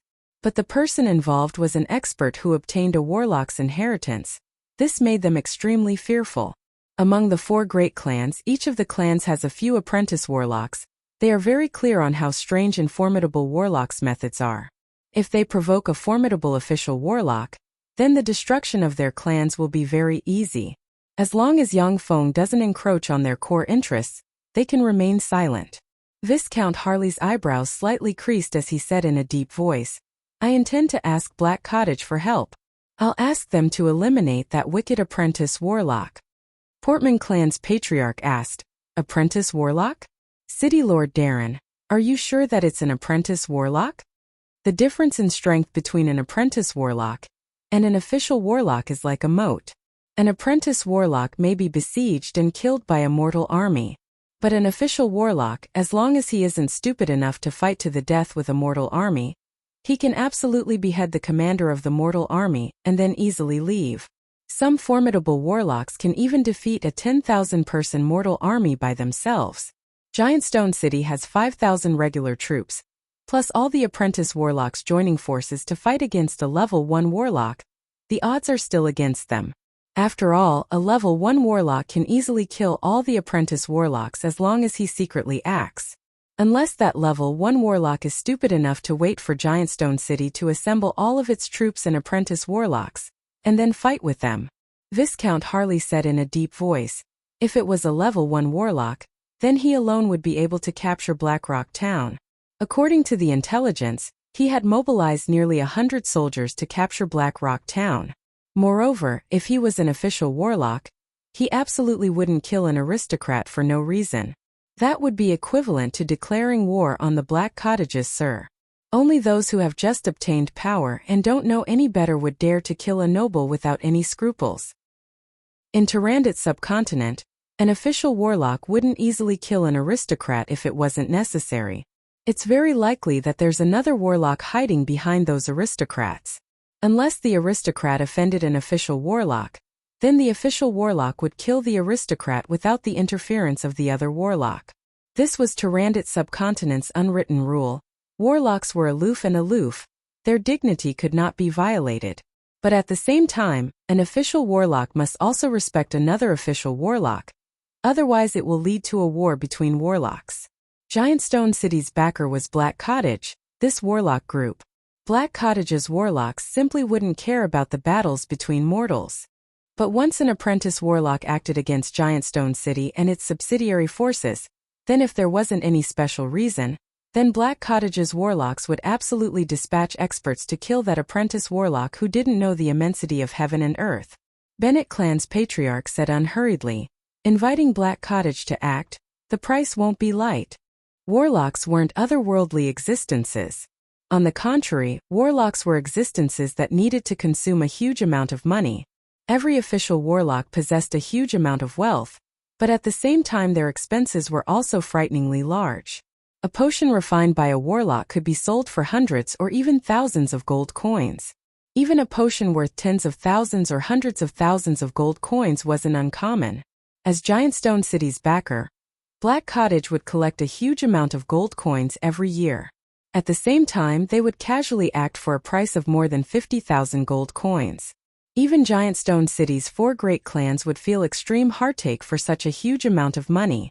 It was precisely because of this that Giant Stone City basically wouldn't request Black Cottage's help if there wasn't a major event. The other 3 great clans' patriarchs also focused their gazes on Viscount Harley. Viscount Harley said in a deep voice, "From this year's taxes we'll take 30,000 gold coins, I'll give another 10,000 gold coins, and each of the 4 of you will give 2,500 gold coins. After we get rid of that ignorant fool, we'll divide the spoils according to the amount of investment."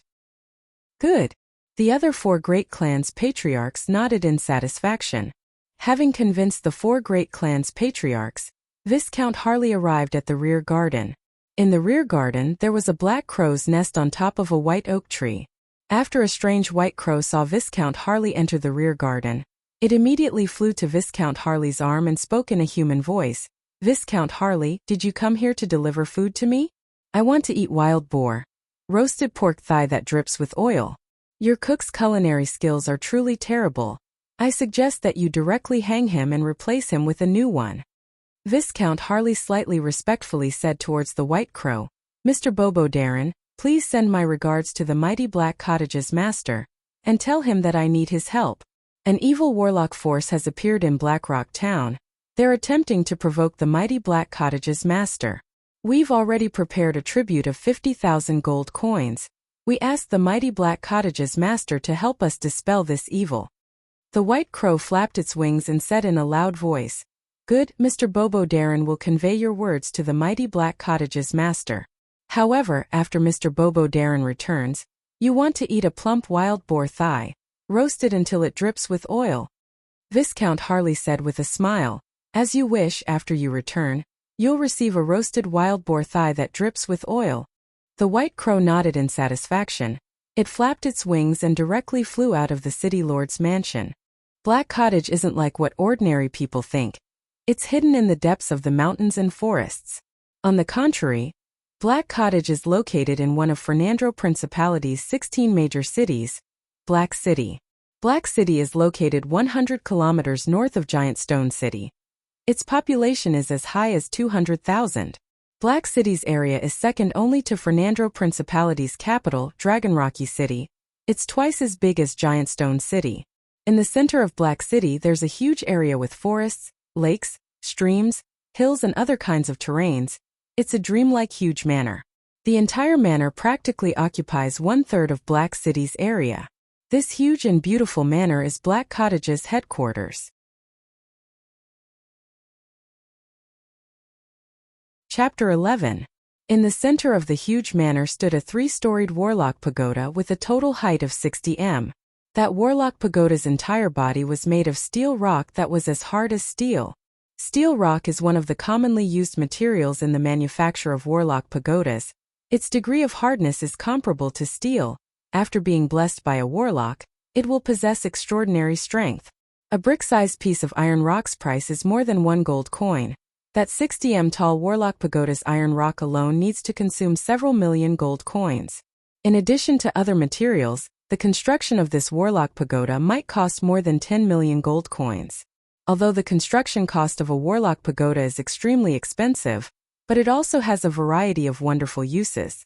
Inside the warlock pagoda, a level 1 warlock in coordination with enough apprentice warlocks could even contend against a level 2 warlock. In addition, the warlock pagoda could also gather the spiritual energy of heaven and earth, allowing the experts inside the warlock pagoda to speed up their cultivation. Moreover, some formidable warlocks could also use the warlock pagoda to manipulate the weather within the scope of the warlock pagoda.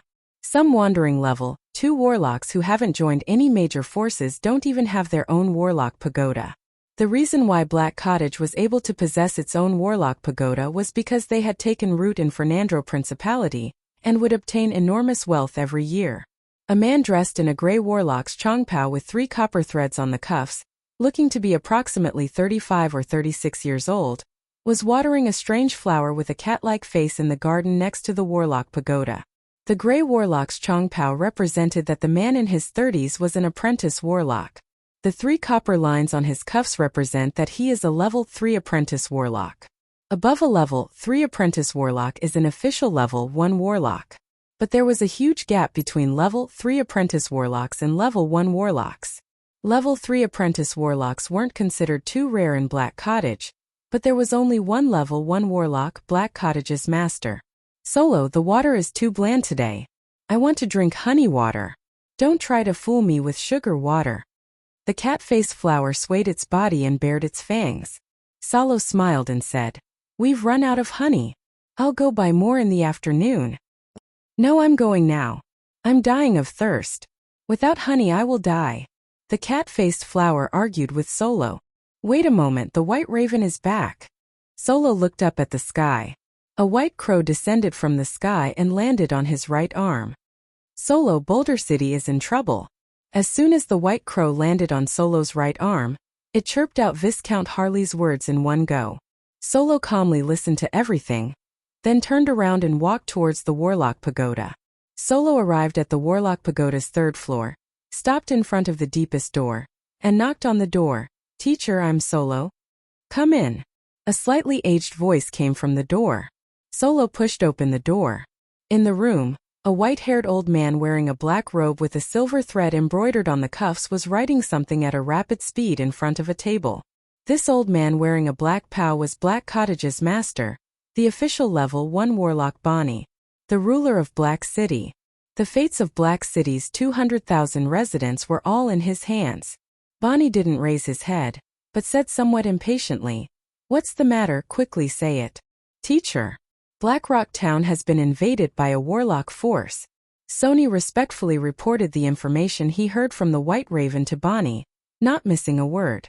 Bonnie said somewhat impatiently, "Let Rooney, Poke and James take a few level 2 apprentice warlocks to Boulder City to support." Rooney, Poke and James are all level 3 apprentice warlocks, plus some level 2 apprentice warlocks. They can completely defeat a 1,000-people army composed of mortals.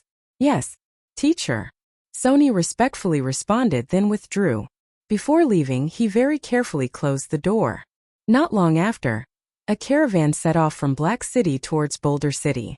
3 days later, the caravan entered Boulder City. At night, in Boulder City's City Lord's mansion, a grand banquet was held to welcome the arrival of Black Cottage's apprentice warlocks. After a night of revelry, Black Cottage's apprentice warlocks rested for another day. On the 3rd day, an elite army of 2,000 people set off from Boulder City, moving towards Blackrock Town. Is this Boulder City's main force? So many people. Yang Feng launched 4 microsatellites to constantly monitor Boulder City's movements. Boulder City's army had just set off when he received the news. He sat in Blackrock Town's newly established command center, watching the movements of Boulder City's main force through a large screen. This time Boulder City dispatched 2,000 elite troops. In addition to that, there were still 5,000 auxiliary troops carrying a large amount of supplies along the way, stretching for several li. It was very spectacular. In order to be able to capture Blackrock Town, Boulder City mobilized a lot of heavy siege weapons, in order to deal a fatal blow and seize back Blackrock Town, this important town. Among the 2,000 elite troops, there were also 50 heavy knights wearing knights' heavy armor. Those 50 heavy knights besieged, even a level 3 apprentice warlock could be killed. In the heavily guarded center of the army, Next to an officer there were more than a dozen young men and women wearing a gray pow. Their cuffs were embroidered with copper wires. They were apprentice warlocks from Black Cottage. These are apprentice warlocks? Let me see what skills you have. Yang Feng directly put on the consciousness transmission helmet. The next moment, within a barracks, a liquid metal robot at once opened its eyes. Its eyes flashed with a red light. Its body twisted and changed into Zhao Zhang's appearance. Yang Feng stepped out of the barracks. He saw that the barracks was already filled with level 4 bladed troops, level 4 gunner troops and level 4 artillery troops. The densely packed number of level 4 robots already exceeded 3,000. Moreover, during this time, Autumn Leaf Town and Blackrock Town were transformed into 2 huge munitions factories by Yang Feng. As long as there is enough iron ore, even more than 1,000 level 4 robots can be manufactured in a day. This terrifying force can easily destroy Boulder City. If not for having misgivings about the warlock group of Black Cottage behind Boulder City, Yang Feng would have already dispatched his army and attacked Boulder City. Set out. Following Yang Feng's order, the figures of the 3,000 level 4 battle robots immediately flashed, closely following behind him, swiftly rushing towards the direction from which Giant Stone City's army had come. Different from humans, the 3,000 robots can move at a maximum speed of 150 kilometers per hour. Moreover, as long as there is enough energy, they can maintain this speed at all times. This is the disparity between robots and humans. Blackrock Town's surrounding roads are not smooth, limiting the robots' movement speed. But the bladed troops can still maintain a terrifying movement speed of 80 kilometers per hour. Half an hour later, Yang Feng led the 3,000 robots to a hillside 40 kilometers north of Blackrock Town and set up an ambush.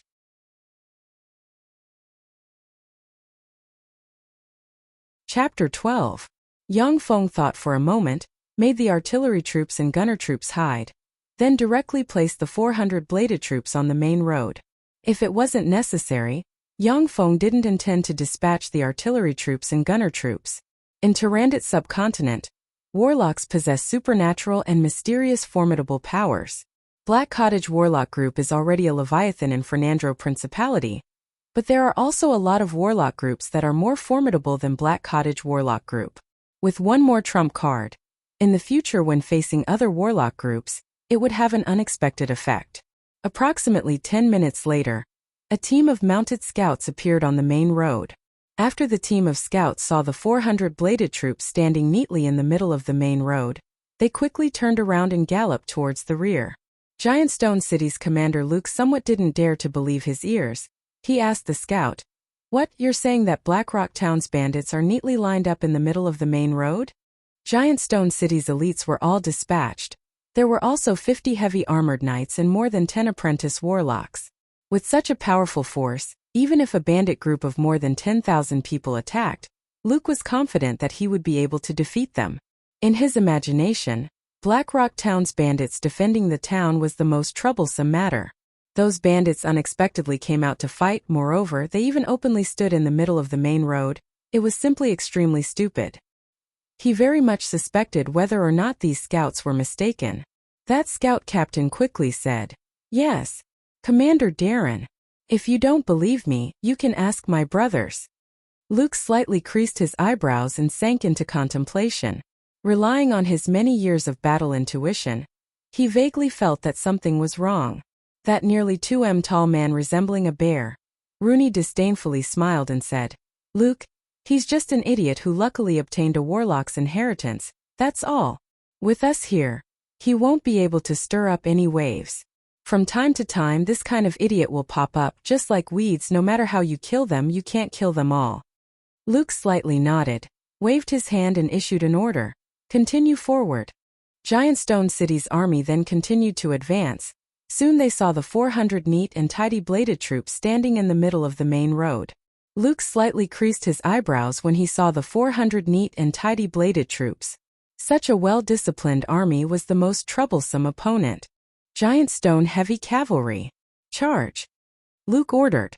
The heavy cavalry's charge would tear apart the opponent's line of defense. After cutting the opponent apart, the infantryman's ambush was the most basic tactic. Once the infantry's line of defense was torn apart by the tank-like heavy armored knights, they would be slaughtered. The 50 men and horses were all covered with a layer of heavy armor.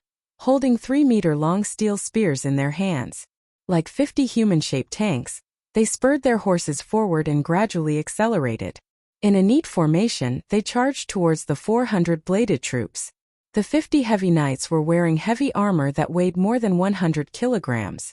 The horses they were riding on were not ordinary horses, but black demonic wildebeests that had a trace of demonic bloodline. Black demon-like black demon-blooded knight carrying heavy knights. Half carrying 200 heavy cavalry, the heavy cavalry. On the battlefield, the armored cavalry, and said half to said heavy cavalry, powerful cavalry and guards that knights. Lee cavalry. At the same time, they were extremely difficult to support.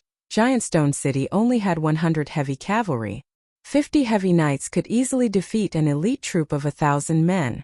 Facing the 50 heavy cavalry, the 400 bladed troops also directly charged towards the 50 heavy cavalry. Are they crazy? Seeing the 400 bladed troops charge towards the 50 heavy cavalry, Giant Stone City's people's eyes flashed with a whiff of incredulity. Even an Earth Knight wouldn't dare to face a heavy cavalry's charge head-on. Under everyone's incredulous gazes, the two armies fiercely collided together. The 50 heavy cavalry smiled malevolently. Their 3 long heavy cavalry penetrated the steel bodies of the bladed troops. The next moment, the heavy cavalry's smiling faces directly froze.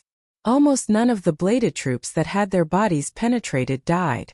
Without any expression, they brandished their long alloy blades and fiercely chopped at the heavy cavalry's bodies. The heavy cavalry's armors were directly split open by the level for bladed troops. They were directly cut open along with their horses, blood splashing everywhere. In less than a minute, the 50 Giant Stone City's heavy cavalry were completely beheaded by the level 4 bladed troops. No one survived. Seeing the 50 Giant Stone City's heavy cavalry being easily chopped into pieces by the level 4 bladed troops, Giant Stone City's warriors' bodies turned ice cold. Some recruits' legs even trembled, their complexions pale. Luke's complexion was pale. Looking at the 400 bladed troops, his eyes flashed with a whiff of fear. The somewhat thin and refined-looking James stared at the various metal wires exposed by the pierced chests of the level 4 bladed troops. His complexion abruptly changed greatly as he shouted, "Golem! These aren't humans, they're golem! Fuck! There are actually 400 golem! Fuck! This isn't something we can resist! Retreat!" Golem is a weapon refined by warlock alchemists. Every golem's battle prowess is comparable to that of a human knight rank expert. Moreover, they are even more valiant and fearless than human knights. They are difficult to deal with. One-on-one, as a level 3 apprentice warlock, Jamie could easily kill a golem, but 400 golems could easily chop an apprentice warlock like Jamie into countless pieces. James's words just fell. He waved his hand. A black radiance flashed. A 3-long giant black locust with reins appeared in front of him.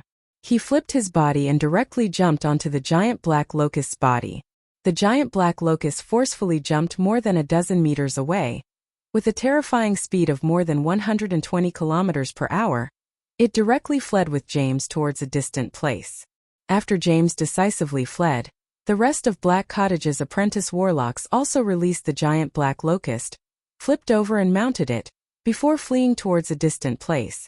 As long as you advance to become an apprentice warlock, no matter where you go in Tyrandit subcontinent, you will be solicited by aristocrats, and live a comfortable and wealthy life. When those apprentice warlocks saw that the situation was anything but reassuring, they naturally wouldn't risk their lives for Giant Stone City. Seeing the apprentice warlocks flee, the 5,000 auxiliary troops in the rear also directly collapsed, before fleeing in all directions. A bunch of incompetent fools. Commander Locke cursed in a low voice. He saw the 400 bladed troops covered in bloodstains, expressionless without any murderous aura, yet it made people feel incomparably cold as they rushed towards this side.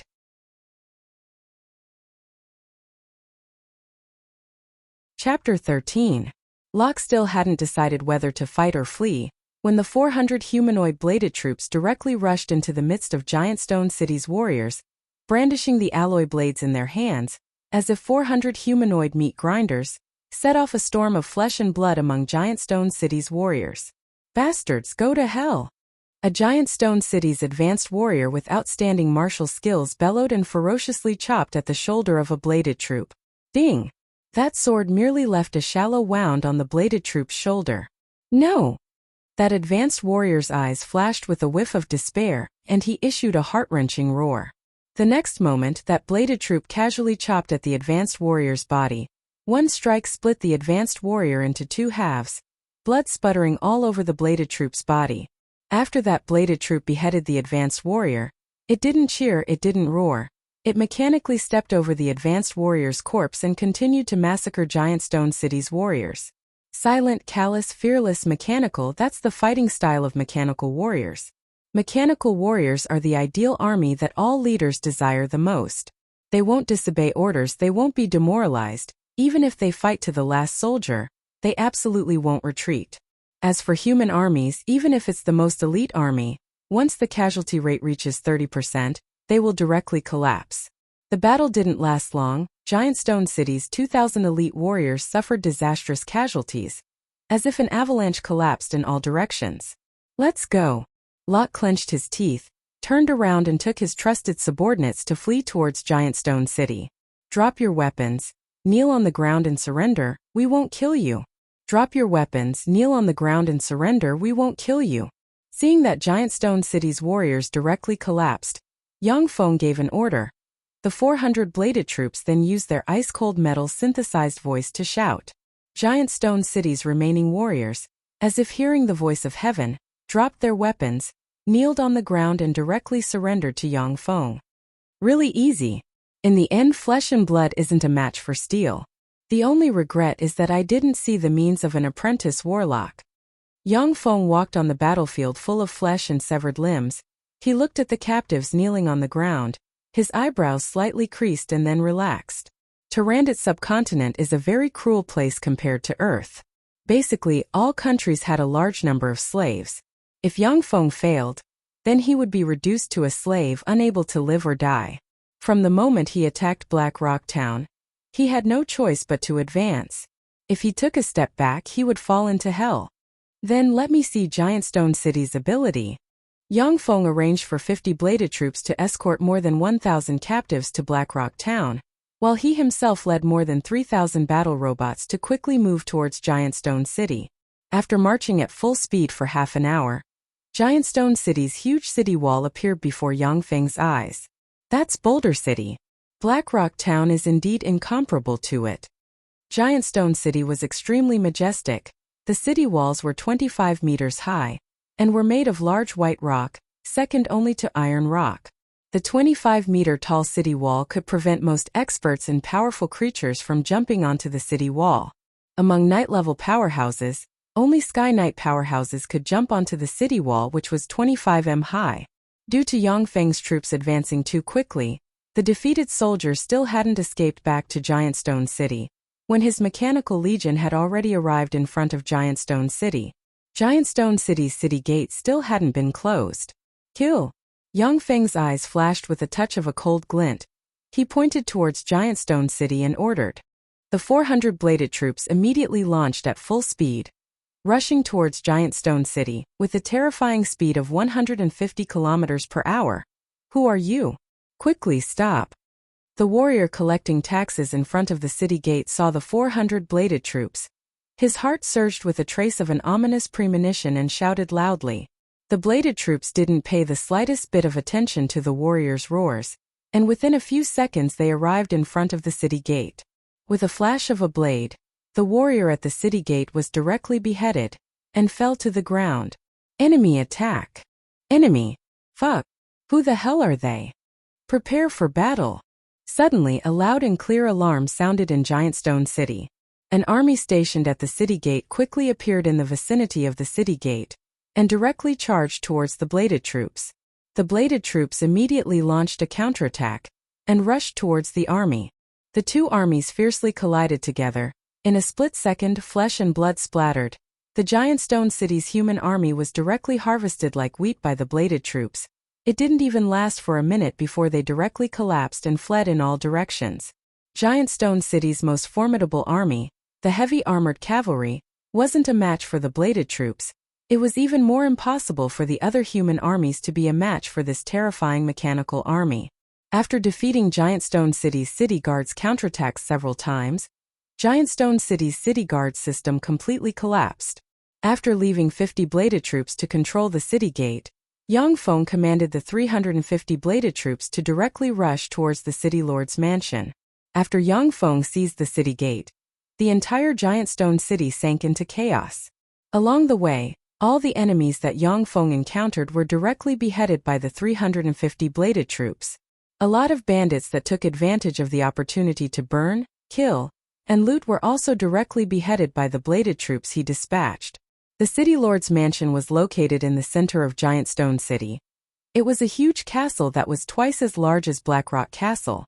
The castle's city wall was up to 15 m high. On top of the city wall stood Viscount Harley's elite private troops.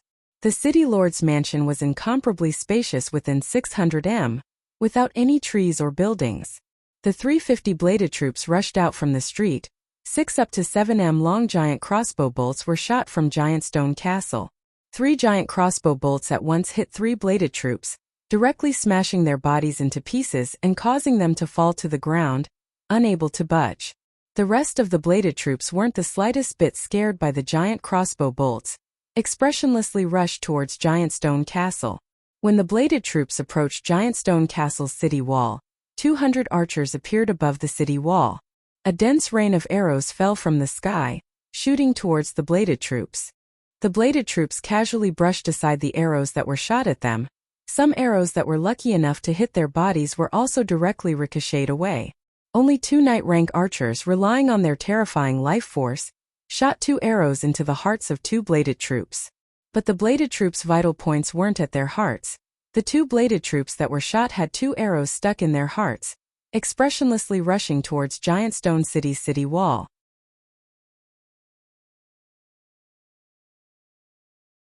Chapter 14.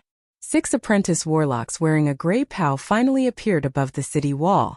These 6 apprentice warlocks are the wandering apprentice warlocks that Viscount Harley had racked his brains to recruit. In Tyrannid subcontinent, warlocks control endless power and wealth. Official warlocks will be recruited by some formidable warlock groups. Very few official warlocks will be recruited by aristocrats. Only the greater aristocrats of those formidable empires might be able to recruit an official warlock. Greece. An apprentice warlock pointed at a bladed troop and cast a level 0 spell. The bladed troop slipped and fell to the ground. Several heavy crossbows locked onto the bladed troop. 3 terrifying heavy crossbows instantly shot at the bladed troop, blasting it into countless metal fragments. Arcane projectiles. An apprentice warlock pointed at another bladed troop. An arcane projectile, as if a bullet, flew towards the bladed troop. The arcane projectile at once hit the bladed troop's chest, forcing it to retreat by a few steps. Its chest slightly caved in. Only the bladed troop's body swayed. It continued to charge forward without being affected. The level 0 spell arcane projectile can heavily injure a knight rank expert, but it doesn't cause much harm to robots like the bladed troops. Instead, the knight rank expert's chop is more of a threat to the bladed troops. Acid sputtering. An apprentice warlock pointed. An acid was directly sprayed on a bladed troop's body. As if a basin of concentrated sulfuric acid was fiercely poured on it, the bladed troop's body emitted bursts of white mist. It was corroded by the acid into potholes. If an ordinary human was splashed by the acid, their upper body would be corroded. They would struggle in pain and be powerless to fight. But the bladed troop didn't have the slightest reaction. It still continued to charge. Acid sputtering. Acid sputtering. Acid sputtering. After 4 consecutive acid sputters were sprayed on the bladed troop's body, the bladed troop's head was completely corroded. It fell to the ground and was powerless to budge. The 6 apprentice warlocks were really too few in number, even though they joined forces to knock down 7 bladed troops, but the bladed troop still rushed towards the castle. A bladed troop arrived below the castle, immediately sheathed its alloy katana on its back and raised its hands high. Another bladed troop jumped onto its 2 palms, and then raised its hands high. One by one, the bladed troops repeated this action, quickly forming 6 human ladders. Bladed troops nimbly jumped from the 6 human ladders towards the castle. Arcane missile. The 6 apprentice warlocks could only cast this level 0 spell. Relying on the formidable repelling force of the arcane missiles, they shot down the bladed troop from mid-air. However, the mechanical bladed troop's agility was too abnormal. After the first wave of bladed troops were repelled, the second wave of bladed troops immediately jumped onto the city wall, brandishing the alloy blades in their hands towards the giant stone castle's warriors above the city wall. Go to hell! A knight dressed from head to toe in a knight's heavy armor and holding a greatsword gave a furious roar. He erupted with formidable life force. He launched a sneak attack from the side. His sword chopped at the head of a bladed troop, directly beheading its head. The knight dressed in a knight's heavy armor didn't even have time to gasp for breath. 6 bladed troops immediately pounced at him. 12 huge alloy blades fiercely chopped at him from 6 different directions. The knight's martial skill was tyrannical, but he was only able to block 2 alloy blades, before being directly chopped into pieces by the rest of the alloy blades. There were altogether 13 knight rank experts above the city wall. Under the siege of a large number of bladed troops, the 13 knight rank experts were very quickly chopped into pieces. Even with the assistance of the apprentice warlocks, the knight rank experts still couldn't block the bladed troops that traded death for death. After the 13 knight rank experts were killed, the morale of the warriors above the city wall completely collapsed. They fled in all directions, kneeling on the ground and begging for mercy. The 6 apprentice warlocks didn't have time to escape. They were directly surrounded by the bladed troops and chopped into pieces, only leaving their heads intact. Everyone drop your weapons. Kneel on the ground and surrender. You'll be spared from death. Following Yang Feng's order, the bladed troops immediately shouted as they beheaded the routed soldiers. The majority of the warriors in Giant Stone City's castle were Viscount Harley's private troops. Regardless of battle prowess or loyalty, they were by far higher than those of Giant Stone City's ordinary troops. Only a portion of them chose to surrender. The rest of the routed soldiers that didn't surrender were directly beheaded by the bladed troops. Viscount Harley was merely a knight rank expert. Under the siege of 7 bladed troops, he was very quickly beheaded. The entire Giant Stone Castle fell into Yang Feng's hands.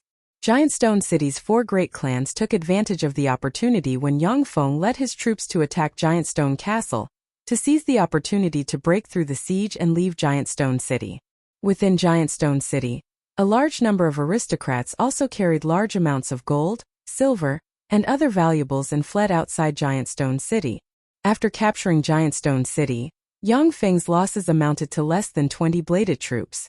After Yang Feng captured Giant Stone City, he directly dispatched bladed troops to attack the villages and towns attached to Giant Stone City. Those villages and towns attached to Giant Stone City were easily captured by Yang Feng's mechanical legion. The lords that ruled those villages and towns were also directly eradicated by Yang Feng. A large amount of land was under Yang Feng's control in those towns. A large number of engineering robots were dispatched to construct solar energy-absorbing umbrellas and munitions factories.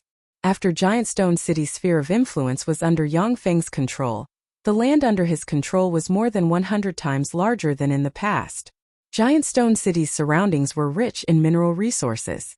As long as the basic facilities were completed, the amount of battle robots that he could manufacture every day would be more than 50 times that of the past. Moreover, with the construction of a large amount of solar energy-absorbing umbrellas, Yang Feng no longer lacked energy. He could gradually eliminate level 4 battle robots and mass-produce level 6 and level 7 battle robots. Level 6 and level 7 battle robots were currently the strongest battle robots that Yang Feng could mass-produce.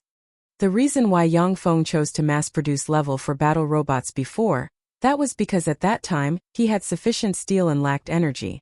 After taking control of Giant Stone City, the situation was reversed. He had sufficient energy and lacked steel. The next day after capturing Giant Stone City, Yang Feng led the already fully charged mechanical legion towards the direction of Black Cottage. According to the information from Viscount Harley's mind, Black Cottage's master was an old freak that had lived for more than 100 years. His connections were extremely extensive. Black Cottage, this warlock group, not only had friendly relations with the warlock group behind Fernandro Principality, but they also had close ties with a number of warlock groups. Once Black Cottage mobilized its strength to search everywhere for assistance, Yang Feng's enemy might not only be Black Cottage's warlock group. The capture of Giant Stone City was within Yang Feng's expectations. Black Cottage was his real imaginary enemy.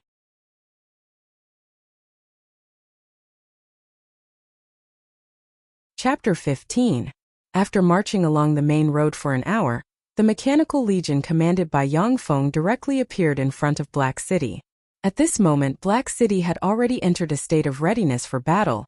The city gate was closed and there were warriors patrolling above the city wall. Yang Feng's mechanical officers had just appeared in front of Black City.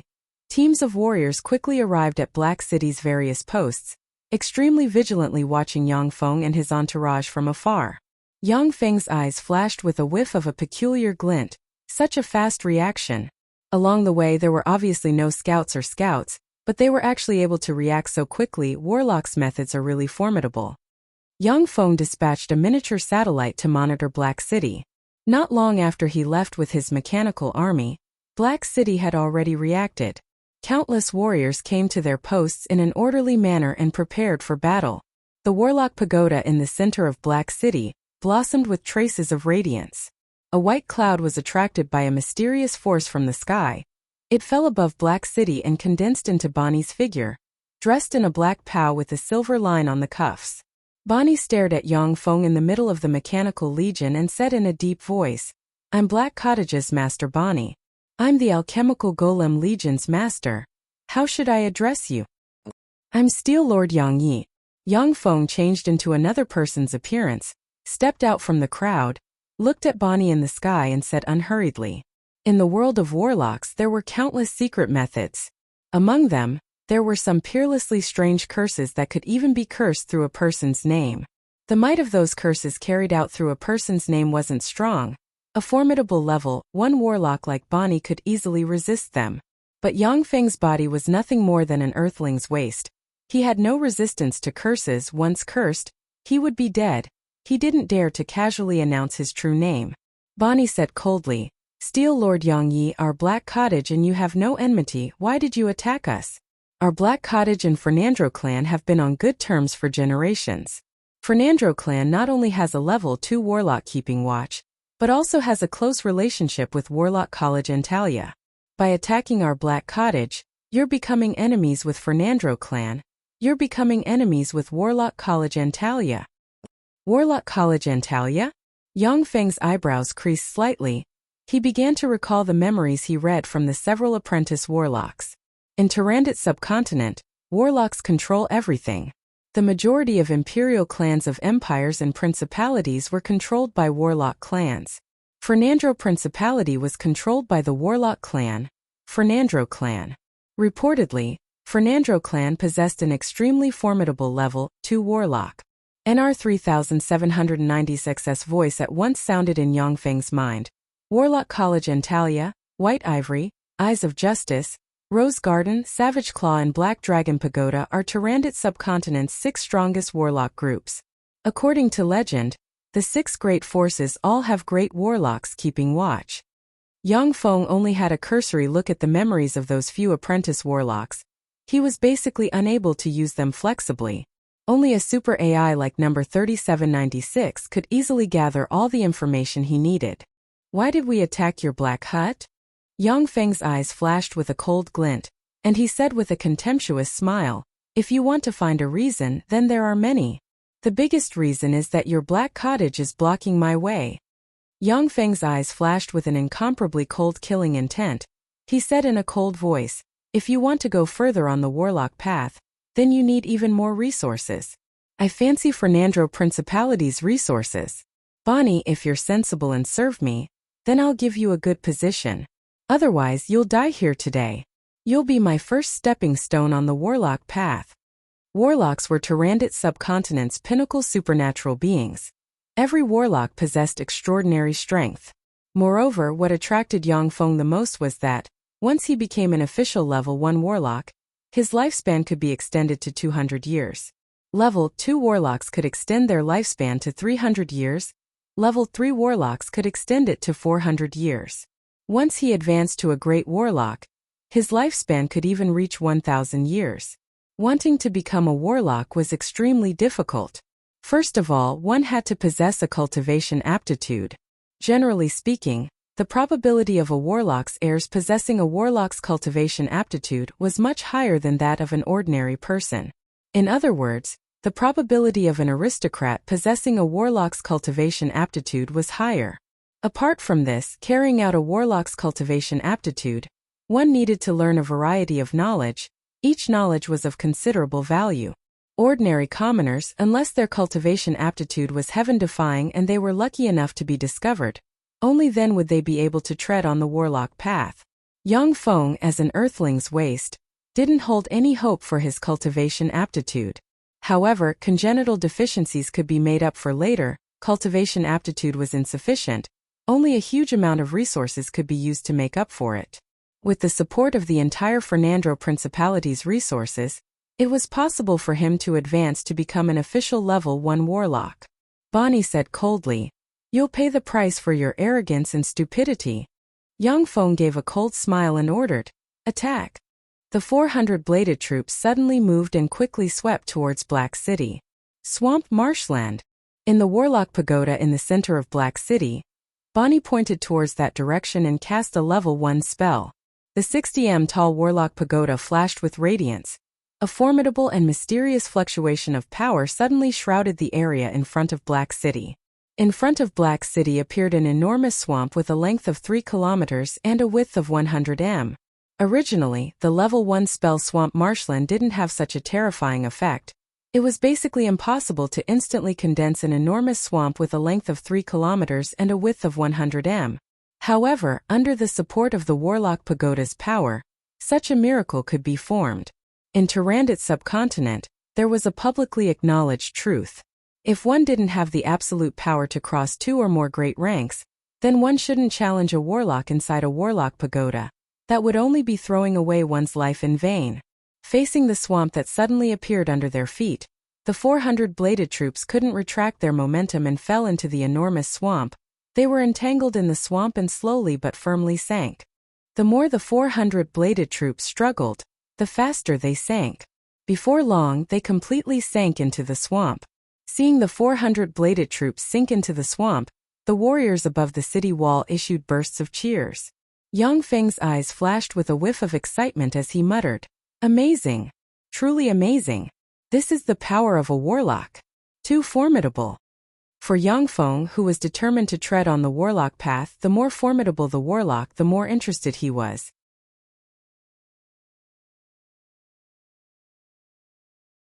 Chapter 16. After the huge swamp mud swallowed the 400 battle robots, the mysterious force immediately disappeared and the ground returned to normal. 10 m. Is this your limit? Bonnie, the golems under my command aren't just this little bit. Young Feng gave a cold smile and waved his hand. The figures of the 100 bladed troops flashed and quickly arrived at the place where the 400 bladed troops had been swallowed. They took out huge bricks, stabbed them into the ground and began to dig and destroy the ground, wanting to dig out the 400 bladed troops underground. After all, Bonnie was only a level 1 warlock. Even with the help of the Warlock Pagoda's power, the level 1 spell Swamp Mud could only bury the battle robots approximately 10 m underground. If the opponent was a human, then being buried 10 m underground would definitely be a dead man. But as for the bladed troops, they were merely buried underground, unable to budge but not destroyed. Attack! Above the city wall, an officer bellowed loudly. Huge catapults and heavy alchemical heavy crossbows appeared above the city wall. Heavy crossbow bolts up to 7 meters long and huge rocks weighing up to 2 tons bombarded the 100 bladed troops. A heavy crossbow bolt shot at the chest of a bladed troop, directly blasting its upper body into pieces and scattering countless parts. A huge stone weighing 1 ton fell from the sky and directly smashed a bladed troop's body, smashing it into a deformed bladed troop. Black City had the warlock group Black Cottage keeping watch. It was more than 100 times richer than Giant Stone City. Black City's various kinds of heavy weapons were also 10 times more than Giant Stone City's. Under the attacks of those various heavy weapons, the bladed troops were smashed and deformed. Young Feng's expression didn't have any change as he watched those bladed troops being destroyed by those heavy weapons. Those level 4 bladed troops had the lowest level of technology.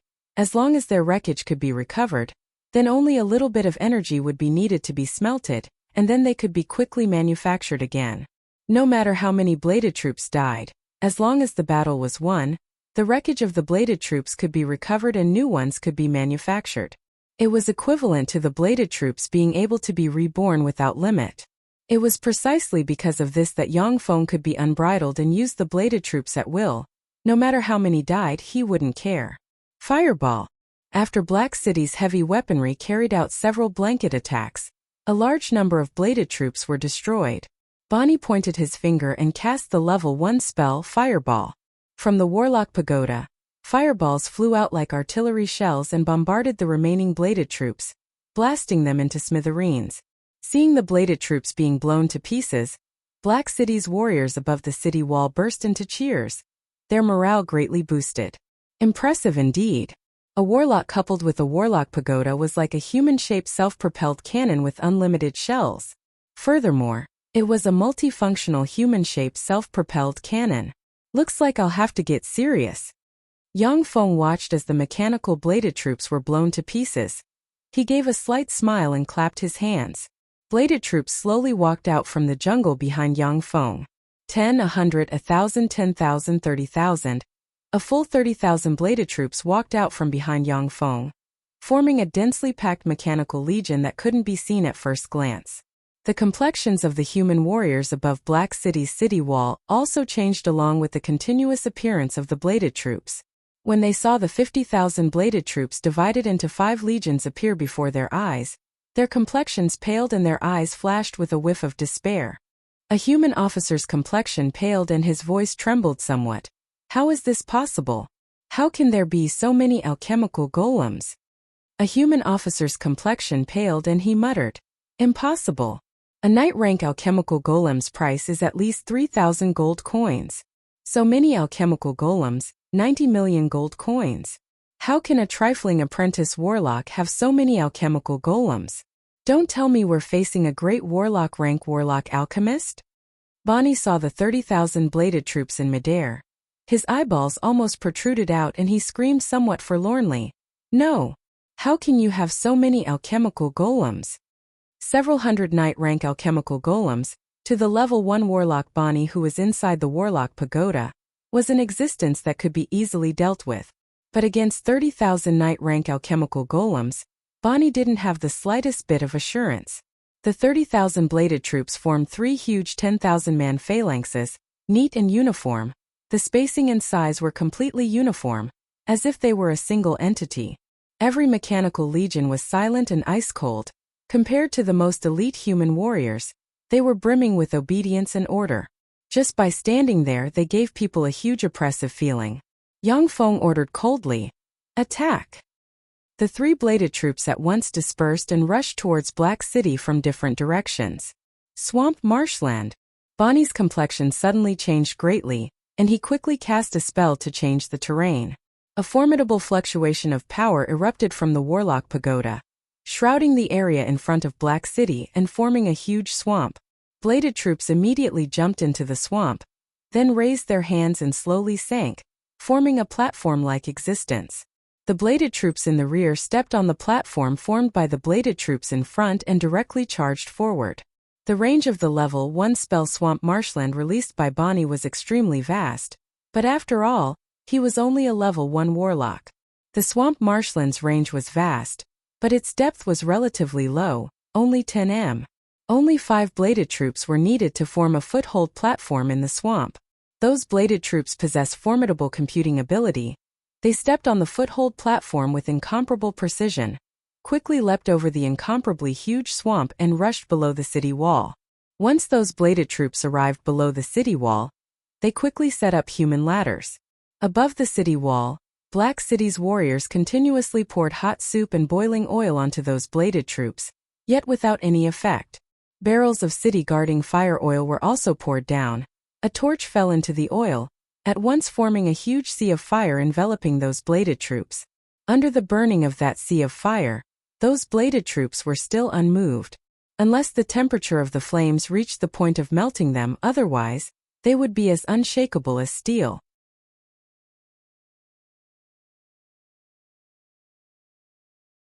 Chapter 17. Practically all the attacks had no effect on those bladed troops. Only some night rank experts lifted huge rocks and smashed more than a dozen bladed troops until they were deformed.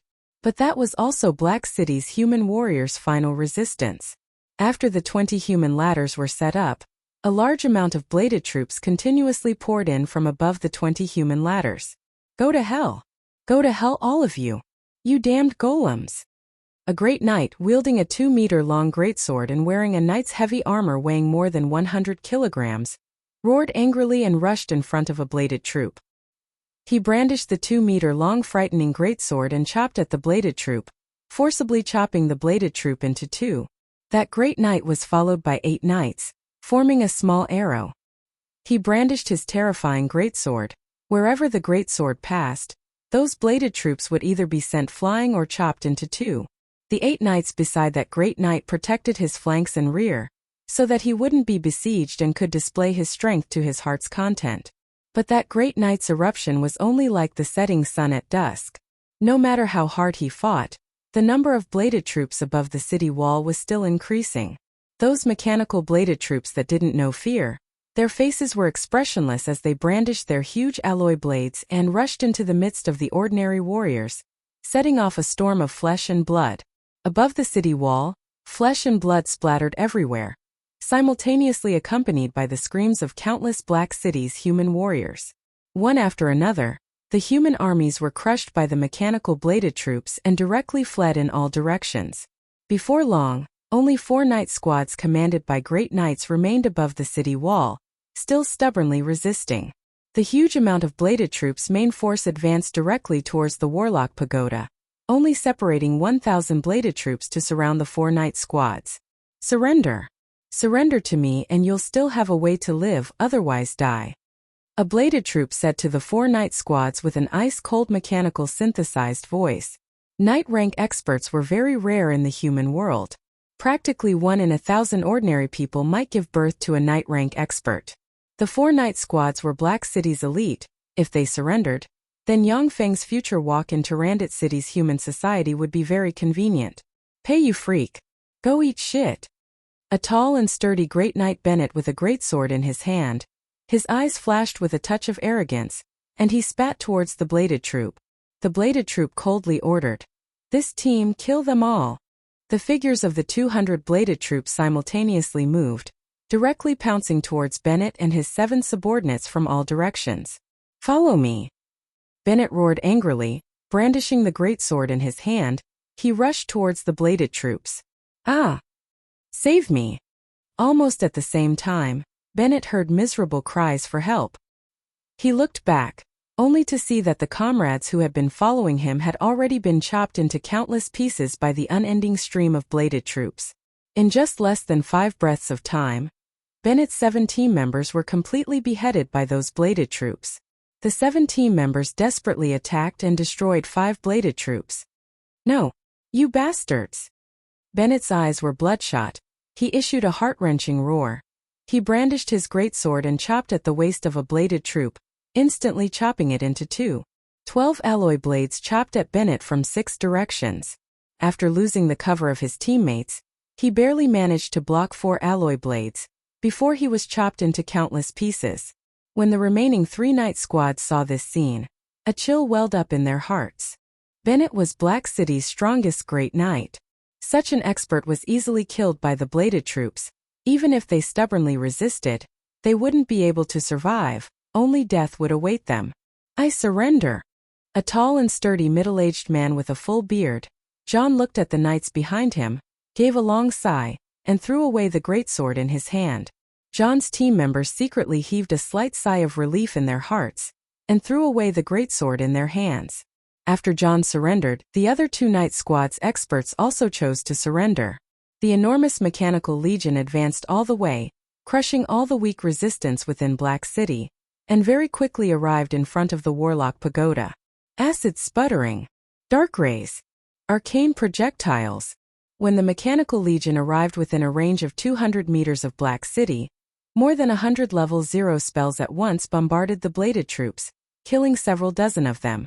On the 2nd floor of the Warlock Pagoda, Black Cottage's apprentice warlocks filled the place, numbering close to 100 people.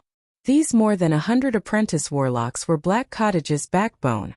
Warlock Pagoda had the effect of strengthening spells. The more than 100 apprentice warlocks inside the Warlock Pagoda could display battle prowess comparable to that of several level 1 warlocks. After several dozen bladed troops were killed, the remaining enormous mechanical legion wasn't affected in the slightest, and still rushed towards the Warlock Pagoda. At this moment the Warlock Pagoda's door opened.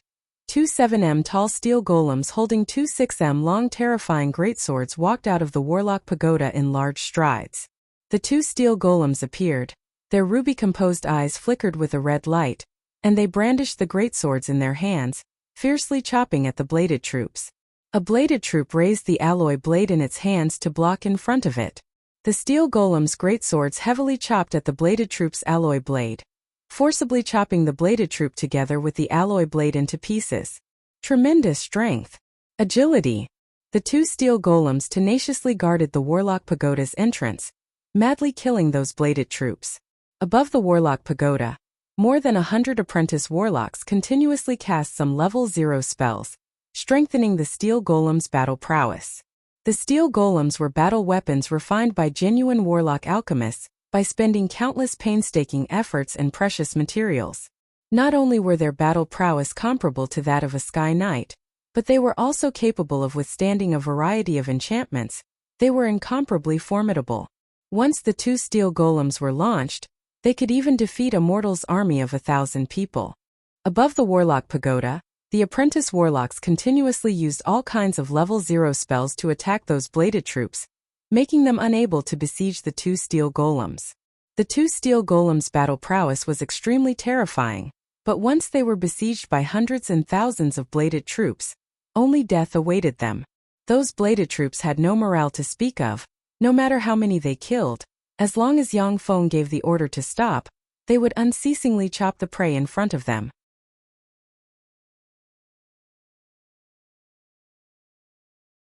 Chapter 18. A bladed troop arrived in front of the Warlock Pagoda, extended its hand towards the Warlock Pagoda. From its finger extended a tiny suction cup, firmly sucking on the Warlock Pagoda. Then, with its hands alternating, it very nimbly climbed along the smooth wall of the Warlock Pagoda. The 2 steel golems pinned down a lot of bladed troops. A large number of bladed troops, however, directly climbed towards the top of the Warlock Pagoda from other directions. The densely packed bladed troops were akin to ants climbing towards the top of the Warlock Pagoda. It was extremely terrifying. Within the Warlock Pagoda, a lot of apprentice warlocks had pale complexions when they saw this scene. Their eyes flashed with a whiff of fear. Those apprentice warlocks had also gone out to gain experience and had defeated a lot of enemies. However, they had never seen such a huge number of monsters like the bladed troops. No matter how many bladed troops they cast spells to knock down, there would be even more bladed troops filling the place. That feeling of being killed without end, it would make people despair. Arcane projectiles, acid sputtering, dark rays. On the second floor of the Warlock Pagoda, there were 4 windows. The apprentice warlocks at the 4 windows couldn't bear the enormous pressure. They successively cast spells to bombard the bladed troops, knocking them down one by one. After the bladed troops directly fell to the ground, as long as their core chips weren't destroyed, they would once again climb up and quickly climb towards the Warlock Pagoda's windows. Having lost the support of the apprentice warlocks, the 2 steel golems were at once besieged by several hundred bladed troops, exchanging lives for injuries. After only supporting for a dozen rounds, the 2 steel golems were dismembered by the several hundred bladed troops, and fell to the ground.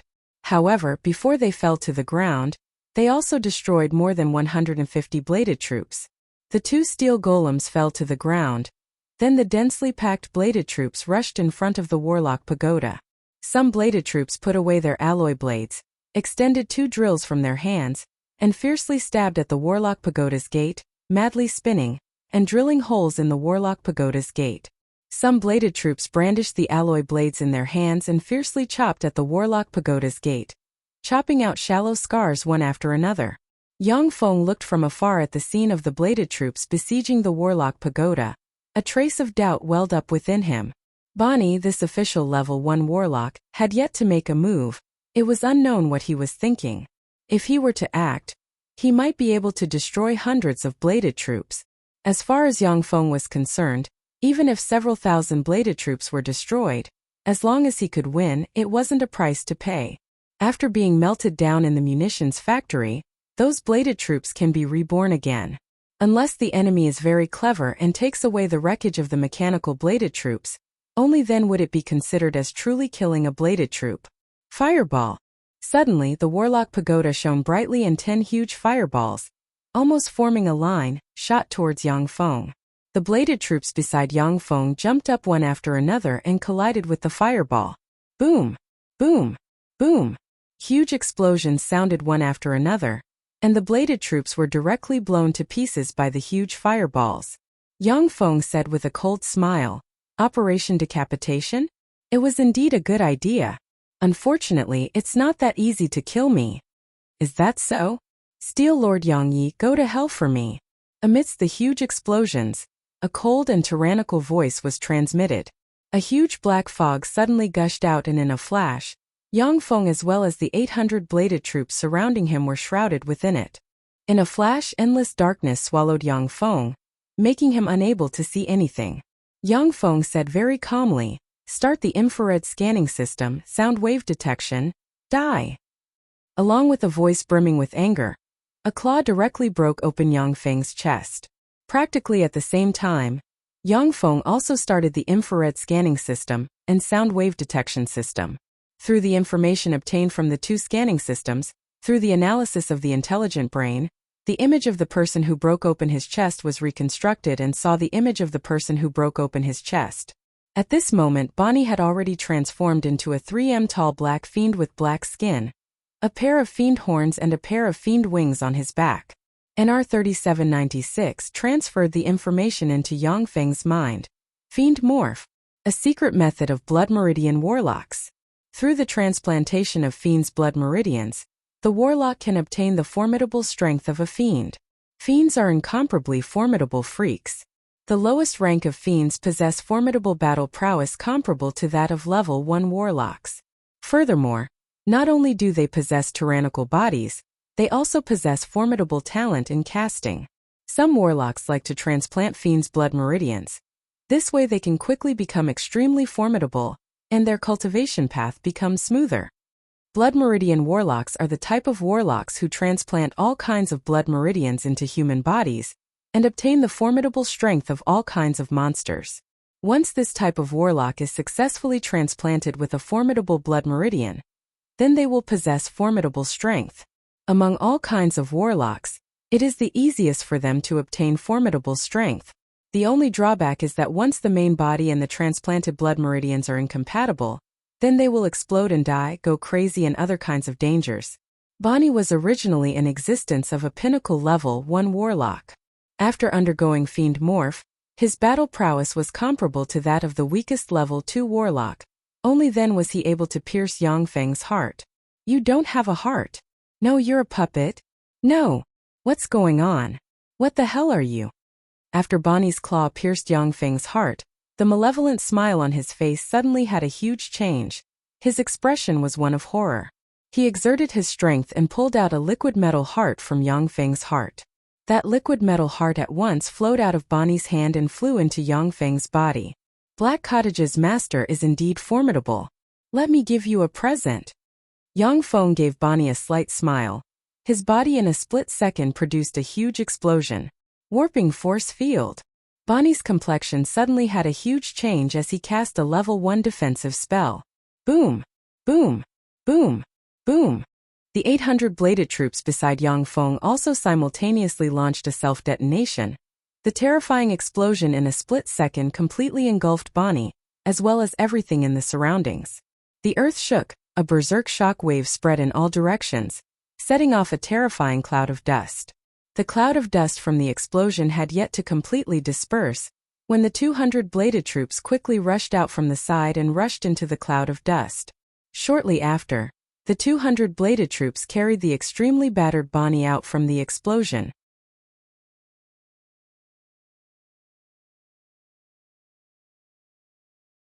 Chapter 19. Yang Feng walked out from the side, looked at Bonnie and exclaimed in admiration, "Amazing, you still haven't died." The vitality of a demon's body is indeed strong. At this time, Bonnie's entire body was covered in wounds. His eyes were closed, and he was bleeding profusely. However, his chest was still moving up and down. Clearly, he wasn't dead yet. Some of the small wounds on his body had already begun to heal. Unlike humans, demons were monsters with powerful vitality. Their physical bodies were extremely powerful, and their recovery speed was also extremely terrifying. Some great demons with noble bloodlines could even slowly recover and grow a new body if they only had one heart left.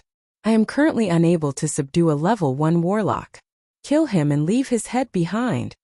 Under Yang Feng's order, a bladed troop stepped forward and directly beheaded Bonnie.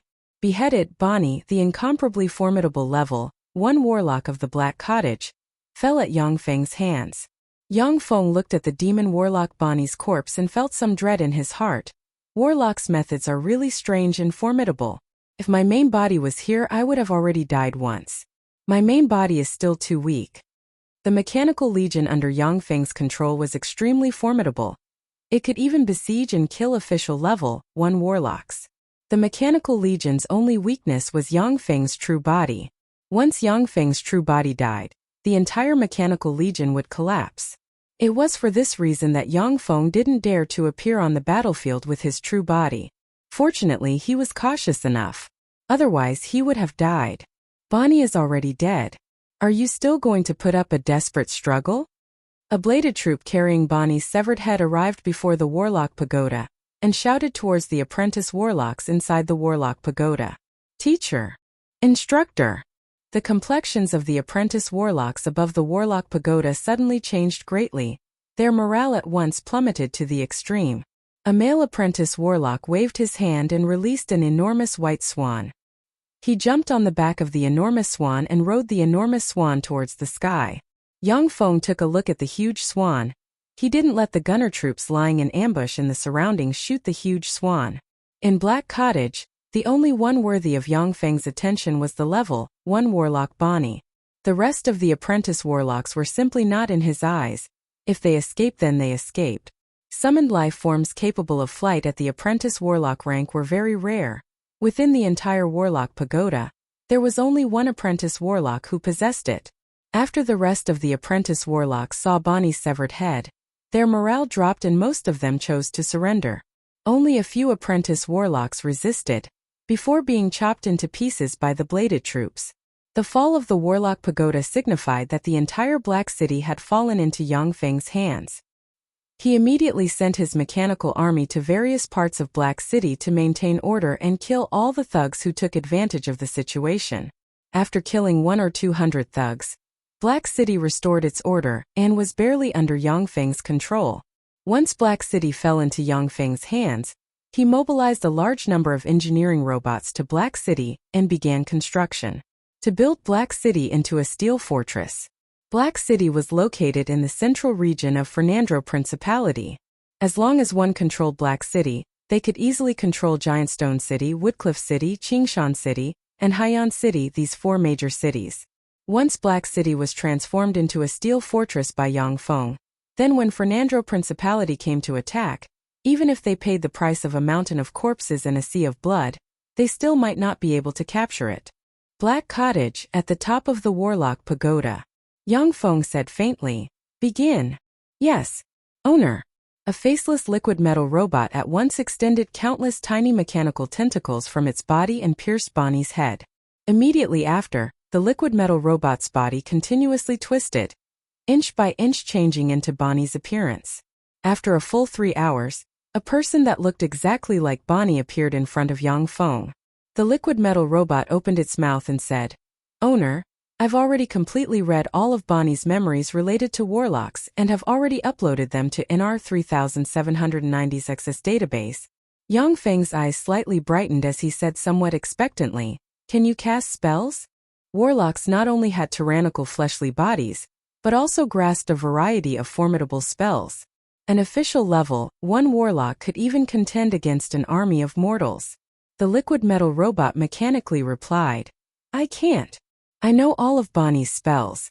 However, the principle of casting spells is to construct a spell model in a human's mind, then inject spirit force and transform the spell model into a formidable spell.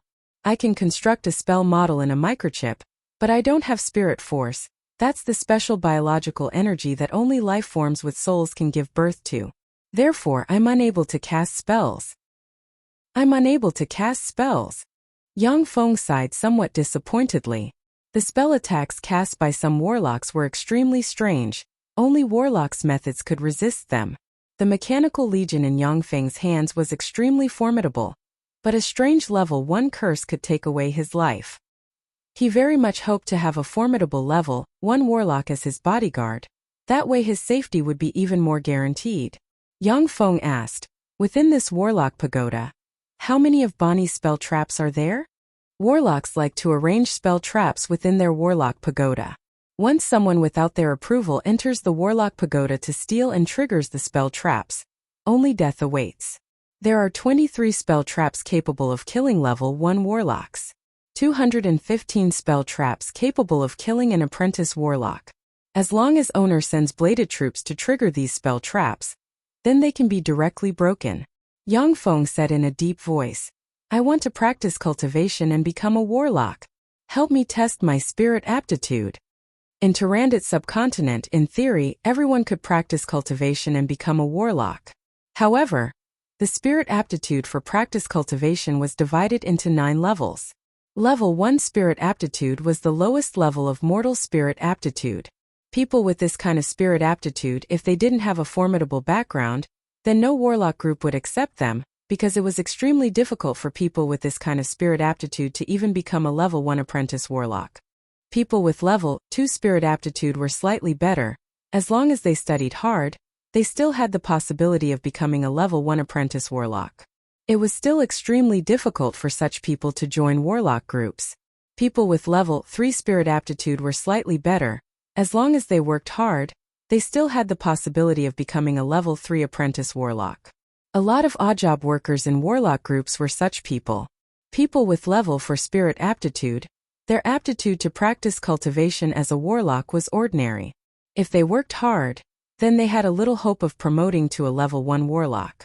People with level 5 spirit aptitude belonged to the outstanding category. If they worked hard and their luck wasn't bad, then they had a greater hope of becoming an official level 1 warlock. People with level 6 spirit aptitude belonged to the genius category. As long as they had a good cultivation method and sufficient resources, then they could easily promote to a level 1 warlock. People with level 7 spirit aptitude belonged to the super genius category. As long as they had a good cultivation method, even if they had a slight lack of resources, then they could promote to a level 1 warlock. People with level 8 spirit aptitude belonged to the freaks monstrous geniuses. As long as they had a cultivation method, then becoming a level 1 warlock was nothing. Even if they lacked resources, then they wouldn't encounter any difficulties in practicing cultivation until level 3 warlock. People with level 9 spirit aptitude were legendary figures. As long as they had a cultivation method and opportunities, as long as they didn't fall into the enemy's hands, then each and every one of them would leave their name in history as a terrifying bigwig. The majority of official warlocks in Tyrannid subcontinent had level 4, level 5 or level 6 spirit aptitude. Warlocks with level 6 and above spirit aptitude were extremely rare. Bonnie himself was only a warlock with a level 5 spirit aptitude.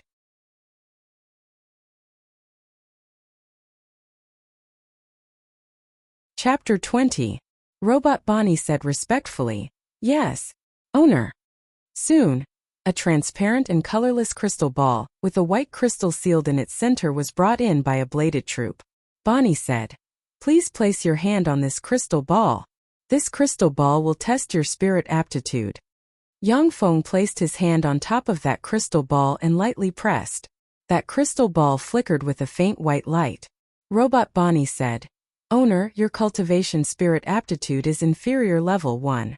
According to Bonnie's memories in my microchip, with your spirit aptitude, unless you transplanted with a formidable life form's blood meridians or take a large amount of the most precious elixirs capable of strengthening a cultivator's spirit aptitude, otherwise, it would be very difficult for you to become an official level 1 warlock in your lifetime."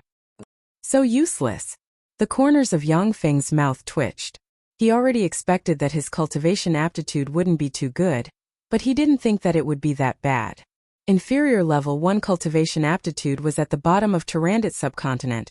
Even a random farmer might have a slightly better cultivation aptitude than Yang Feng. Yang Feng said, "Can you concoct a soul aptitude strengthening elixir?" Bonnie isn't a pharmacist. Although he has a rough understanding of pharmaceutics, but he can only concoct basic elixirs. He doesn't have the ability to concoct soul aptitude strengthening elixirs. I, who inherited his memories, can only concoct basic elixirs. I'm unable to concoct level 1 elixirs. Moreover, soul aptitude strengthening elixir formulas are in the hands of great powers. Bonnie's memories don't contain such elixir formulas. Yang Feng asked somewhat expectantly, "I want to become a warlock, how should I choose the best path?" Bonnie was an official level 1 warlock. He had already lived in Tyrannid subcontinent for more than 100 years. His knowledge by far surpassed that of Yang Feng. With such an official level 1 warlock by his side, he was like a miniature cultivation encyclopedia. He could avoid a lot of detours. An official warlock's knowledge by far surpassed that of an apprentice warlock. It could be said that the gap between an official warlock and an apprentice warlock was like a moat. Warlock College Antalya, White Elephant's Ivory, Eyes of Justice, Rose Garden, Savage Claw and Black Dragon Pagoda. These are Tyrannid subcontinent's 6 most powerful warlock groups, as well as warlock groups with the most complete warlock inheritances. Among them, Warlock College Antalya has the most comprehensive foundation, and is the most open-minded. Master, only by joining Warlock College Antalya will you have the opportunity to obtain a formidable warlock inheritance. Yang Feng creased his eyebrows slightly and said, "Can't you teach me?" Black Cottage possesses warlock inheritances that can be practiced up to level 3 warlock. But that requires a superior level 6 spirit aptitude as well as an incomparably large amount of cultivation resources. Only then would there be a chance of practicing cultivation until level 3 warlock. With your inferior level 1 spirit aptitude, if you practice Black Cottage's warlock inheritance, then without any mishaps, there's practically no hope of promoting to a level 1 warlock. Yang Feng creased his eyebrows, lightly tapped the table with his index finger and sank into contemplation. Warlock College Antalya? Fernandro Principality's backer. Fernandro clan and Warlock College Antalya were on friendly terms. Now that Yang Feng had greatly offended Fernandro clan, if he wanted to join Warlock College Antalya, it might be somewhat troublesome. Robot Bonnie replied, "Master, Bonnie has a treasure that was obtained from a forbidden stone. That treasure will be of great help to your warlock path." Yang Feng asked curiously, "Taboo stone?" Robot Bonnie explained, "Taboo stone is a sealing stone created by the Second Warlock Dynasty's warlock alchemists. Reportedly, it can seal any existence. The Second Warlock Dynasty used a large number of humans, fiends, devils, gods, giants, dragons and other formidable life forms from various planes to carry out all kinds of taboo experiments, creating countless terrifying freaks as well as formidable secret treasures. On the eve of the destruction of the Second Warlock Dynasty, a lot of freaks and secret treasures were sealed by the Second Warlock Dynasty using a forbidden stone." The Second Warlock Dynasty? Although Yang Feng obtained some apprentice warlock's memories, but he didn't grasp that knowledge, therefore he was very unfamiliar with Tyrannid subcontinent's history and so on. From the rise of warlocks until now, there have been a total of 8 great warlock dynasties. Every time a warlock dynasty flourishes, the world's human forces would conquer countless planes. Formidable warlocks can even enslave fiends, enslave gods, capture fiends and gods from other planes, and use them as top-notch alchemy materials to refine. Tyrannid subcontinent is only a subsidiary subcontinent, outside of the main continent. In Tyrannid subcontinent, the strongest person is only at the Great Warlock rank. In the main continent, there are top-notch experts above the Great Warlock rank. In Bonnie's memories, Warlock College Antalya, White Elephant's Ivory, Eyes of Justice, Rose Garden, Savage Claw and Black Dragon Pagoda. These are Tyrannid subcontinent's 6 most formidable great warlock groups. The shadows of the main continent's formidable forces are behind them. Yang Feng's eyes flashed with a touch of graveness. The excitement from capturing Black City at once faded by a lot. "So that's how it is. This world is much more formidable than I imagined." Yang Feng said, "Take me to the location of the treasure from the Forbidden Stone." "Yes. Owner. Under Robot Bonnie's guidance, Yang Feng arrived at the Warlock Pagoda's first underground floor. The Warlock Pagoda's first underground floor was a wide square. In the center of the square was a huge pool of blood. The edge of the pool of blood was engraved with countless runes brimming with mysterious power. In the surroundings of the pool of blood, there were nodes inlaid with blood-colored crystals, as well as pieces of magic stones brimming with mysterious power. In the center of the pool of blood, there was a transparent crystal basin. On top of that transparent crystal basin, there was a huge egg engraved with all kinds of mysterious runes. The pool of blood churned and surged. Traces of blood-colored aura rose and entered the huge egg. That huge egg was like a huge heart. From time to time it would emit the sound of a heartbeat. Every time the sound of a heartbeat was heard, a small energy fluctuation would be set off in the square. This is the treasure that Bonnie got from the Forbidden Stone. He was going to turn the life form inside the egg into his contract beast. In order to incubate the life form inside the egg and let the life form inside the egg be full of vitality, he set up this altar and slaughtered 1376 virgins, carrying out the sacrificial ceremony of blood sacrifice. The sacrificial ceremony is basically completed. All that's left is to establish a contract with the life form inside the egg. After another 5 days, the life form inside the egg will officially break out of its shell and come into the world. However, this is a contract beast that can only be tamed by an official level 1 warlock. Owner, you don't have any foundation as a warlock, therefore, you can't use normal methods to establish a soul contract with the life form inside the egg.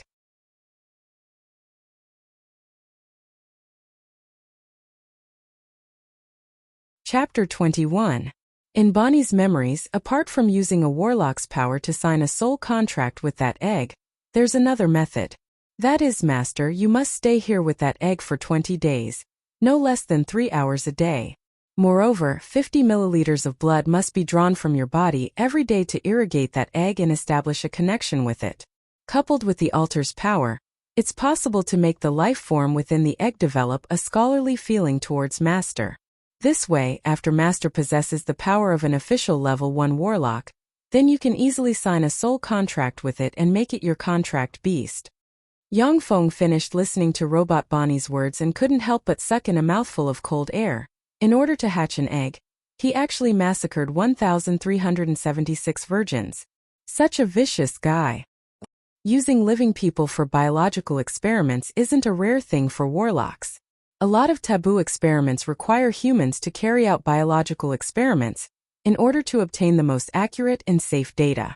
In the eyes of the majority of warlocks, mortals are ant-like existences. In the Second Imperial Dynasty, where the taboo experiments were the most crazy, there were even hundreds of millions of humans who died from all kinds of crazy taboo experiments. Demons, the great enemy of humans, were the product of a taboo experiment in the Second Imperial Dynasty. The Second Imperial Dynasty was also destroyed by demons and humans. However, after experiencing countless painful lessons, Tyrannid subcontinent currently prohibits the large-scale massacre of civilians to carry out biological experiments. Bonnie used 1376 virgins. More than 1,000 of them were purchased slaves from all over the world. The rest were gifts offered to him from all over the world. He used these slaves and gifts to carry out biological experiments. It doesn't violate the warlock's laws. At most, he would receive some moral condemnation. Therefore, he was very secretive and placed the altar underground. In the entire Warlock Pagoda, only he alone can enter this place. Robot Bonnie said. Yang Feng's eyebrows creased slightly. He vaguely felt that he had arrived in a somewhat crazy world. Yang Feng said in a low voice, "If I had lost to Bonnie at that time, then I would have also been captured by him and turned into a subject for human experiments." Robot Bonnie said, "Yes. Contract beast." Yang Feng looked at the strange egg in the center of the altar. His eyes flickered as he sank into contemplation. After beheading Bonnie and capturing Black City, Yang Feng would then face Fernandro Principality's counterattack. This was also the most dangerous period of time. The best course of action would of course be for Yang Feng's body to hide in an unknown basement and calmly wait for the storm to pass. He had already manufactured a large number of level 6 and 7 primary battle robots. He could abandon everything at any time and leave Fernandro Principality to start anew. Once Yang Feng chose to hatch the strange egg that appeared in the taboo stone, then he might face great danger. Fernando Principality had already been established for more than 300 years. Nobody knew what kind of heritage they possessed. In any case, all the warlocks that attempted to challenge Fernando Principality in these 300 years were already dead. Even an official level 2 warlock had fallen. Yang Feng said hesitantly, "Can it be moved or delayed? It has now entered the final stage of incubation. Once the egg is removed from this altar, it will be heavily injured, and its evolution potential will decrease." According to Bonnie's memories, only a knowledgeable expert above the Great Warlock rank would be able to remove the egg from the altar or delay its incubation. If he moved the egg away, it would lose its value as a contracted beast. However, it can still be used as rare material to study the forbidden experiments of the Second Dynasty. The Second Dynasty had already existed for nearly 1,000,000 years. A lot of taboo stones with all kinds of items sealed inside were already very rare. For Bonnie to be able to obtain that taboo stone was also an enormous fortune. Even if the egg inside the taboo stone was dead, it would still have an astonishing research value in modern times. Yang Feng pondered for a moment and finally made a decision. "All right. My body will hurry over here as soon as possible. You'll ensure that the ceremony is carried out." Taboo stones were extremely rare in Tyrannid subcontinent. Once they were discovered, they would basically be used by people or collected by the 6 great forces. The egg obtained from the taboo stone might be the last egg in Tyrannid subcontinent that could become a contracted beast. Yang Feng didn't want to let go of this opportunity. Bonnie said respectfully, "Yes, owner." Yang Feng took a deep look at the strange egg placed on the altar, then turned around and left the Warlock Pagoda. Black City, within the City Master's mansion. Apprentice warlocks dressed in a gray pow were neatly standing, gazing at Yang Feng sitting on the seat of honor. Many of the apprentice warlocks' eyes flashed with resentment. Beside those apprentice warlocks stood 400 fully armed mechanical bladed troops. As long as those apprentice warlocks made the slightest movement, then those apprentice warlocks would be completely beheaded. This headband can detect your thoughts. This collar is equipped with an alchemy bomb. Once you have any unfavorable thoughts towards us, this collar will blow up your brains. Now immediately line up one by one, put on this collar and headband. Otherwise, I'll kill you right now. Yang Feng clapped his hands. Mechanical bladed troops carrying basins of black collars and silver rings walked out from both sides. When those apprentice warlocks heard that, their complexions paled. They looked at each other and hesitated. Yang Feng said grimly, "I'll only give you 10 seconds to consider. If you don't line up within 10 seconds, then die." When they heard the death countdown, those apprentice warlocks' complexions paled one by one. They quickly lined up. Yang Feng swept the main hall with a glance and said coldly, "0. If you don't line up, then kill." 200 bladed troops at once rushed into the midst of those 10 hesitant apprentice warlocks, brandishing their blades and madly chopping those 10 apprentice warlocks into pieces. The remaining apprentice warlocks' complexions paled. Their bodies trembled. Their eyes flashed with endless fear. "Let's begin." Yang Feng sat on the seat of honor, one hand supporting his face. He grimly squinted at those remaining apprentice warlocks. Under Yang Feng's command, Black Cottage's apprentice warlock stepped forward and carefully put on the black collar and silver ring. Bang! After an apprentice warlock put on the black collar and silver ring, the silver ring lit up. The black collar immediately exploded, directly blowing up that apprentice warlock's head. Seeing this scene, those apprentice warlocks were so scared that their bodies trembled, their eyes brimming with fear. They looked at Yang Feng as if they were looking at a great demon king. Yang Feng said with a cold smile, "You want to pretend to surrender, then take advantage of the opportunity to assassinate me? Interesting. It's impossible to hide your thoughts from that mysterious treasure, the silver ring. Continue."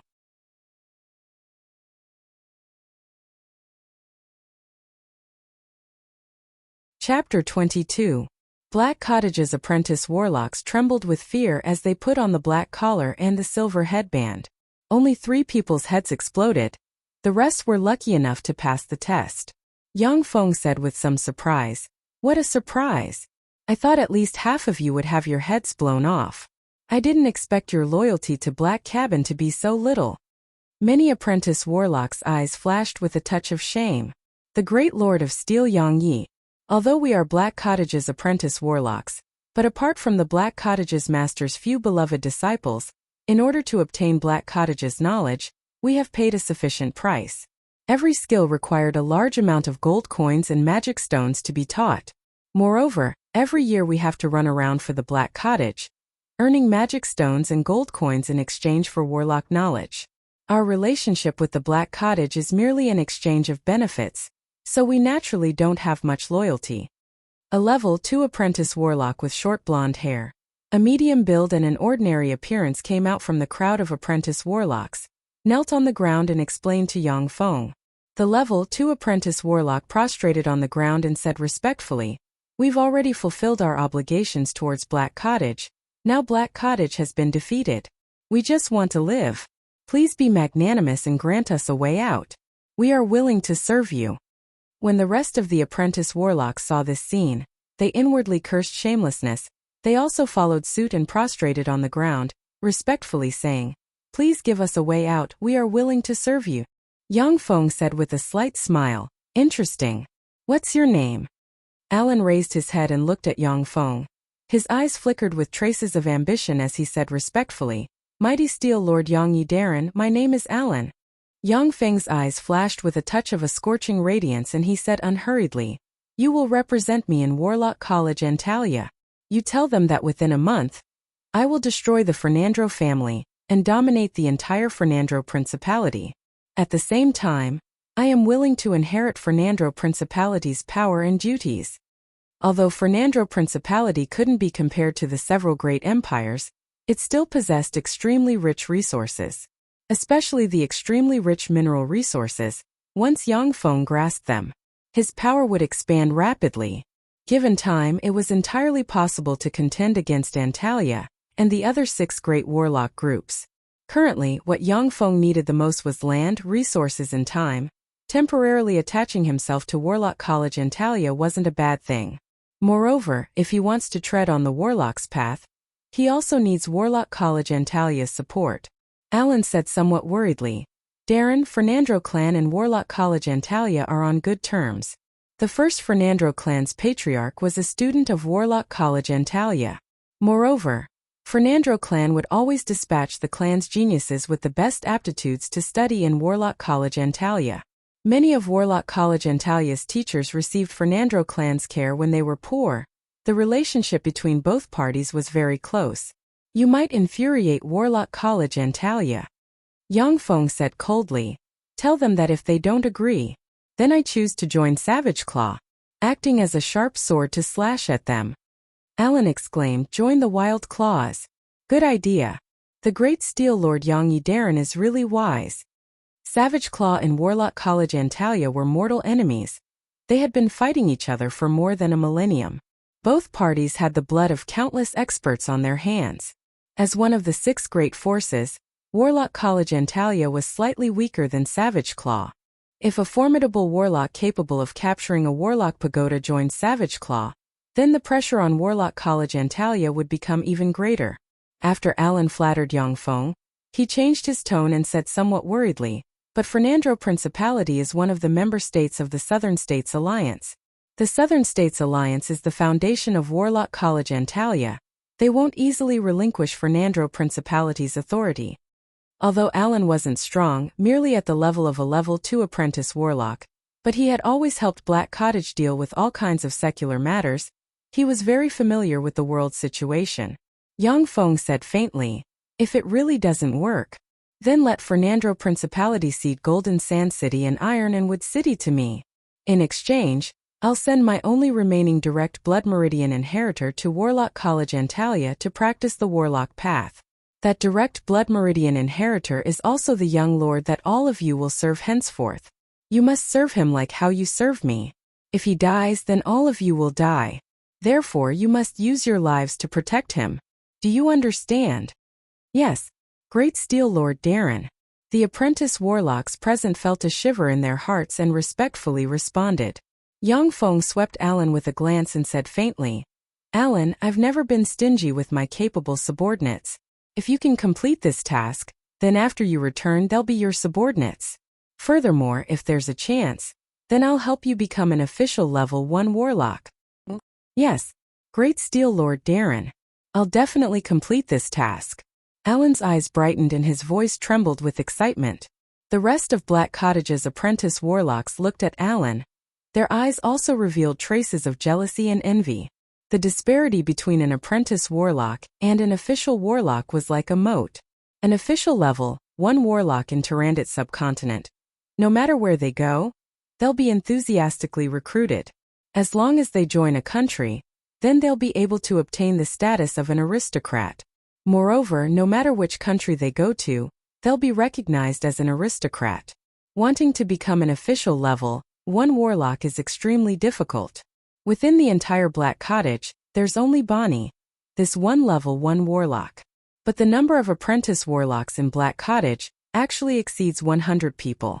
Once Alan becomes an official level 1 warlock, then his status will undergo an earth-shaking change. Those apprentice warlocks were naturally very envious of Alan. In order to pursue formidable power, many warlocks had once carried out transactions with formidable beings from other planes. Warlocks who had transactions with fiends and devils emerged one after another. In order to obtain formidable power, Bonnie had even transplanted himself with a fiend's blood meridians. If those apprentice warlocks had the power to carry out transactions with fiends and devils, then they'll definitely carry out transactions with those freaks so that they can promote to a level 1 warlock and obtain formidable power and a long lifespan. Just by working for Yang Feng, it's possible to obtain the opportunity to promote to a level 1 warlock, making those apprentice warlocks full of envy and jealousy towards Alan.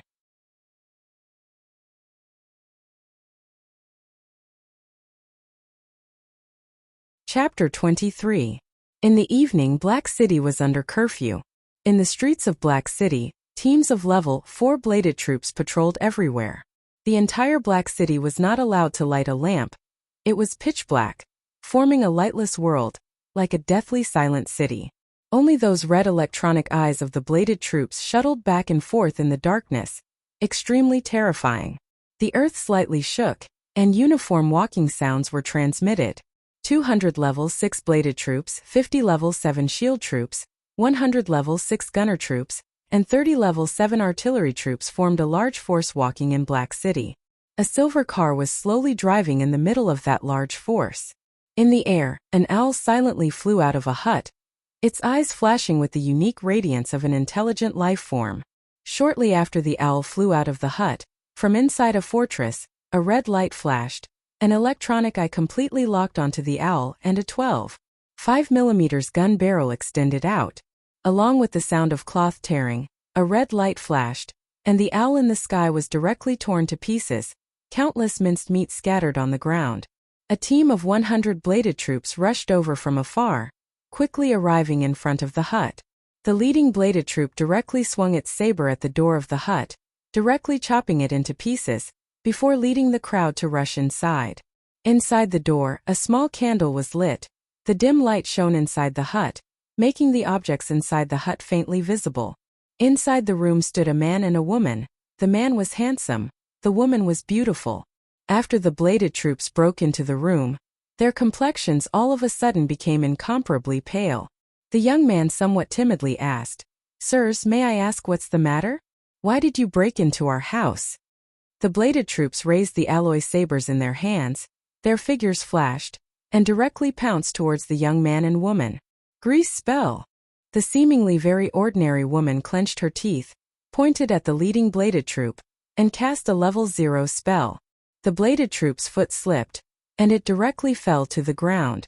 The bladed troops in the rear didn't lose momentum, trampling on the fallen bladed troop, and continued to pounce forward. The young man looked at the expressionless bladed troop and couldn't help but shout, "We surrender.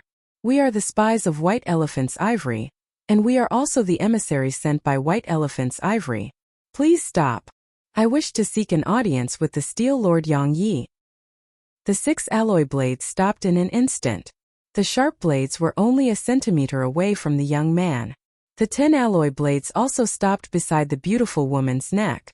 She was so scared that she didn't dare to move at all. During the siege, the two of them had experienced the ruthlessness of those bladed troops. No matter how those thugs who took advantage of the opportunity to loot houses pleaded, those bladed troops mercilessly killed them one by one. They were simply not like humans. A bladed troop said with an emotionless mechanical voice, "Follow me.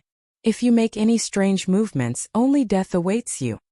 The two white elephants' ivory spies heaved a sigh of relief. Under the escort of the bladed troops, they obediently walked towards the direction of the prison. Bang! Bang! Bang! Along with the continuous sounds of cannons, a rat hiding in a corner was directly blasted apart along with the corner of a nearby house, turning into fragments. After the rat hiding in a dark corner was eliminated, the electronic eyes of a 5M tall level 6 gunner troop equipped with 4 6-barreled Vulcan cannons and 2 37mm caliber anti-aircraft cannons flashed with a red light. It then put down the 6-barreled Vulcan cannon. Warlocks had a variety of methods. They were very strange. Some warlocks could easily manipulate all kinds of animals to act as their eyes and ears and carry out reconnaissance. Regarding those methods, Yang Feng knew too little. The only thing he could do was to avoid everyone, while at the same time annihilate all animals and humans that approached his body. The sounds of cannons and gunfire continuously sounded. On Yang Feng's route, squads of level 4 gunner troops and level 4 bladed troops were constantly patrolling, completely annihilating the rats, cockroaches and other living creatures. The convoy stopped in front of the Warlock Pagoda. The up to 8M tall shield troops flashed with radiance, forming a huge protective cover that completely enveloped the area. Yang Feng's true body stepped out of the silver vehicle and entered the Warlock Pagoda in large strides. The elite squad formed by level 6 elite primary battle robots immediately guarded the Warlock Pagoda's surroundings. Yang Feng, accompanied by Robot Bonnie, once again arrived at the altar at the bottom of the Warlock Pagoda. Yang Feng took a deep look at the egg on the altar, then with large strides he arrived near the egg, took out a syringe, directly drew a vial of blood and dripped it on top of the egg. On top of the egg, the silk-like magic patterns flickered with radiance. Shortly after, Yang Feng's blood directly entered the egg. From inside the egg, a timid spirit fluctuation was transmitted, cautiously coming in contact with Yang Feng. Yang Feng laid a mattress next to the huge egg. While caressing the huge egg, he operated the secret method taught to him by Robot Bonnie, allowing his spirit to become incomparably ethereal. Then, he transmitted his spirit fluctuation. After Yang Feng's spirit fluctuations blended with the spirit of the existence inside the egg, a wonderful feeling of joy, as if one had woken up from loneliness and darkness, was transmitted from the egg, firmly intertwined with Yang Feng's spirit, and at once engulfed Yang Feng, who had never practiced cultivation, causing him to faint. Shit! How could this be? I still haven't arranged it properly. A thought welled up in Yang Feng's mind. Then he directly fainted. The originally deathly still Robot Bonnie's eyes flashed with a whiff of human-like doubt as he whispered, "What's going on?" According to the analysis of Bonnie's memories, such a thing shouldn't have happened. It seems like the egg that emerged from the taboo stone isn't ordinary. That was the superbrain NR3796 taking over the control of Robot Bonnie. NR3796 went to Yang Feng's side. His right hand wriggled, transforming into mechanical tentacles that shrouded Yang Feng's head. NR3796 analyzed, "Master isn't dead. But the ceremony must be carried out, otherwise Master will turn into an idiot or a genuine waste. During this period, protecting Master is the first priority." Mysterious fluctuations quickly spread throughout Yang Feng's forces. All the munitions factories began to operate day and night, madly producing all kinds of battle weapons. In addition to the necessary defensive forces, the mechanical legions were quickly transferred from their garrisons to Black City to await orders.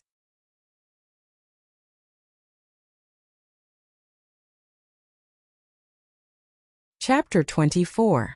Fernandro Principality's capital, Nerona City, within the royal palace. A blue-haired, blue-eyed, aquiline-nosed, a burly bear-like man sat on the main seat, his gaze brimming with ice-cold majesty. This blue-haired, blue-eyed man was the current Archduke Fernandro. This generation's Archduke Fernandro was one of the most outstanding archdukes in Fernandro Principality's history. Under his leadership, the entire Fernandro Principality was thriving, several times more prosperous than in the past. Under the gaze of Archduke Fernandro, The ministers below were somewhat restless and somewhat fearful. Archduke Fernando was clear about rewards and punishments. The rewards were definitely generous, but the punishments were also definitely hard to bear. Archduke Fernando spoke in a low voice, stressing each syllable. I want to know the origin of Steel Lord Yang Yi. The ministers present all lowered their heads, not daring to look Archduke Fernando in the eye. Yang Feng had just emerged for less than half a year. The gazes of these ministers previously practically didn't pay attention to that remote corner of Autumn Leaf Town. No one would have thought that in a short span of less than 3 months, even Black City would fall into enemy hands. Archduke Fernando's gaze turned around and fell on a middle-aged man with already somewhat grizzled hair. That middle-aged man was Fernando Principality's Minister of Defense, Archer. Archer said unhurriedly, Your Majesty, according to the intelligence, Autumn Leaf Town Zhaojiang suddenly occupied Blackrock Town more than 2 months ago. He was the commander of Steel Lord Yang Ye's Mechanical Golem Legion. Immediately after, Giant Stone City dispatched troops to suppress the rebels, but they were defeated by Steel Lord's Mechanical Golem Legion. Then Steel Lord Yang Ye's Mechanical Golem Legion once again raided Black City and killed Grandmaster Bonnie. According to my conjecture, Zhaojiang is very likely to have obtained 6th Dynasty's relics, as well as 6th Dynasty's Mechanical Golem Legion. 6th Dynasty.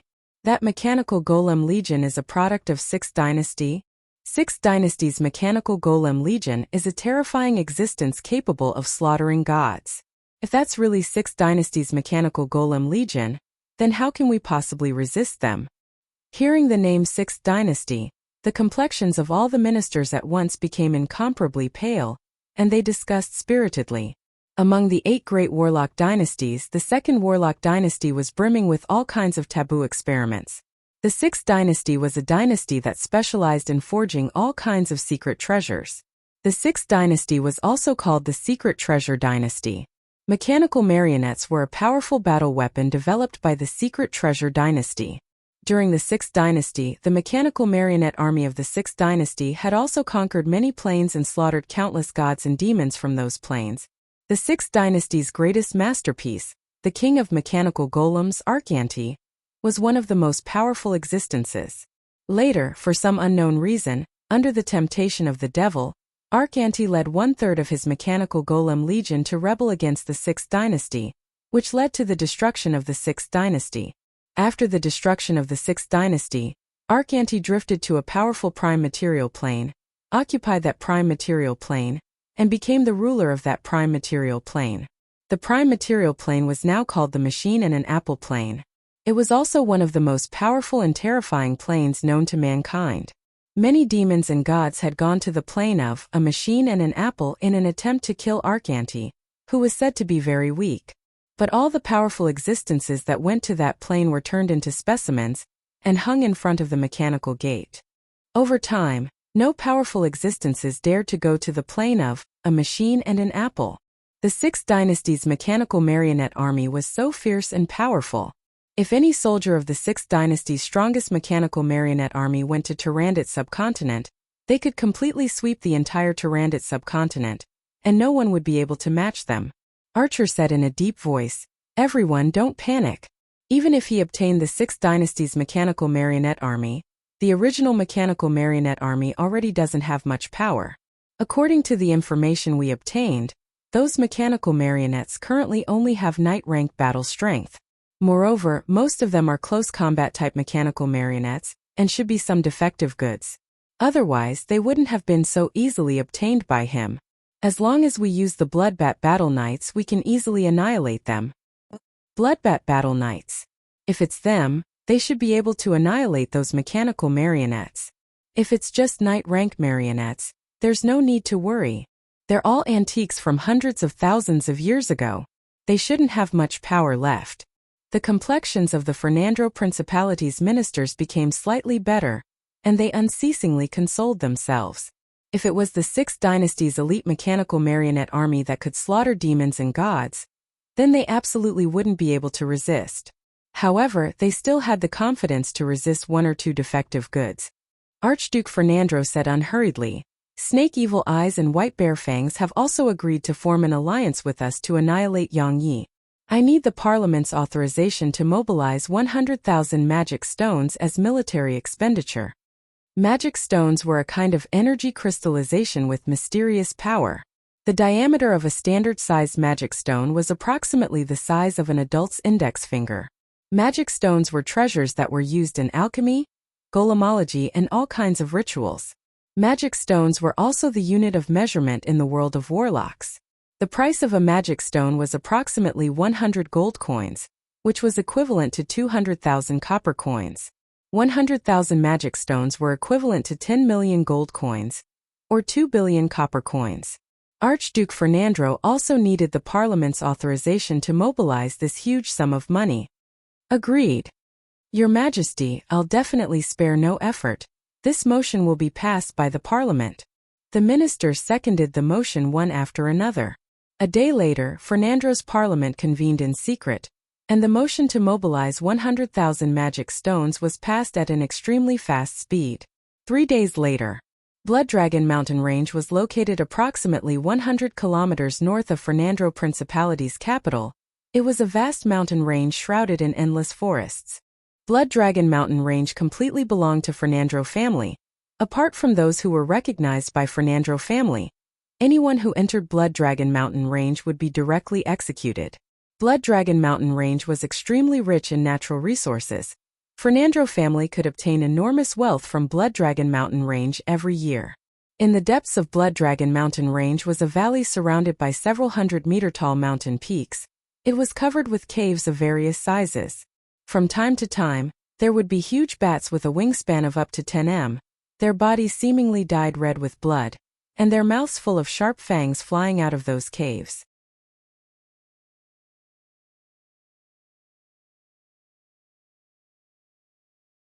Chapter 25.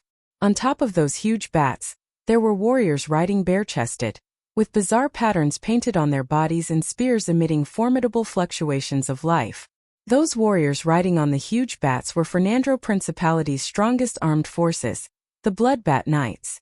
The Bloodbat Knights were an aerial corps. The entire corps had 5,000 members. Every member of the Bloodbat Knights was an expert at knight rank or above.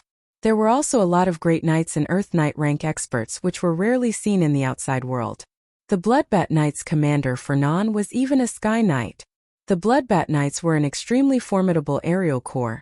Even official level 1 warlocks had been besieged and killed by them many times. They were one of Fernando Principality's pillars.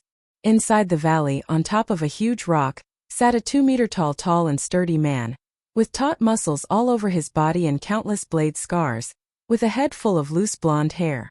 A skylark flew from the sky towards the blonde tall and sturdy man. When the skylark approached the blonde tall and sturdy man, the blonde tall and sturdy man opened his eyes, extended his big hand, and let the skylark land on his hand. The skylark opened its mouth and chirped, "Fernan, His Majesty the Grand Duke has ordered. Your Bloodbat Knights are ordered to immediately prepare for battle. The target is Black City's Steel Lord Yang Yi. Snake Evil Eyes and White Bear Fangs will coordinate with you to attack together." Fernand's eyes flashed with a bloodthirsty radiance like a wild beast. He stuck out his tongue and licked his lips. "There's another battle. My blood is starting to boil." Before long, swarms of huge bloodbats formed an army and flew out of the valley, practically covering the sky. Black City's Warlock Pagoda's 3rd floor, inside an electronic command center covered with screens. The screens were flashing with radiances, displaying different scenes. NR 3790's possessed robot Bonnie stood inside the electronic command center, its eyes flashing with countless streams of data. It stood still like a sculpture.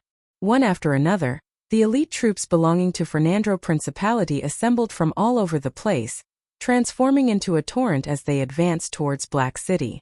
NR 3790's eyes flashed with a red glint as he continuously analyzed. "The enemy troops have assembled. Should we attack? No. Right now, the first order is to protect the master. Do not split up." If Yang Feng were to command the battle, then he would definitely dispatch the Mechanical Legion to take advantage of the time lag of Fernando Principality's major forces to concentrate their superior forces and destroy Fernando Principality's major forces one by one, or even take the initiative to attack Fernando Principality's capital. He wanted to stall for time and exhaust the enemy's forces.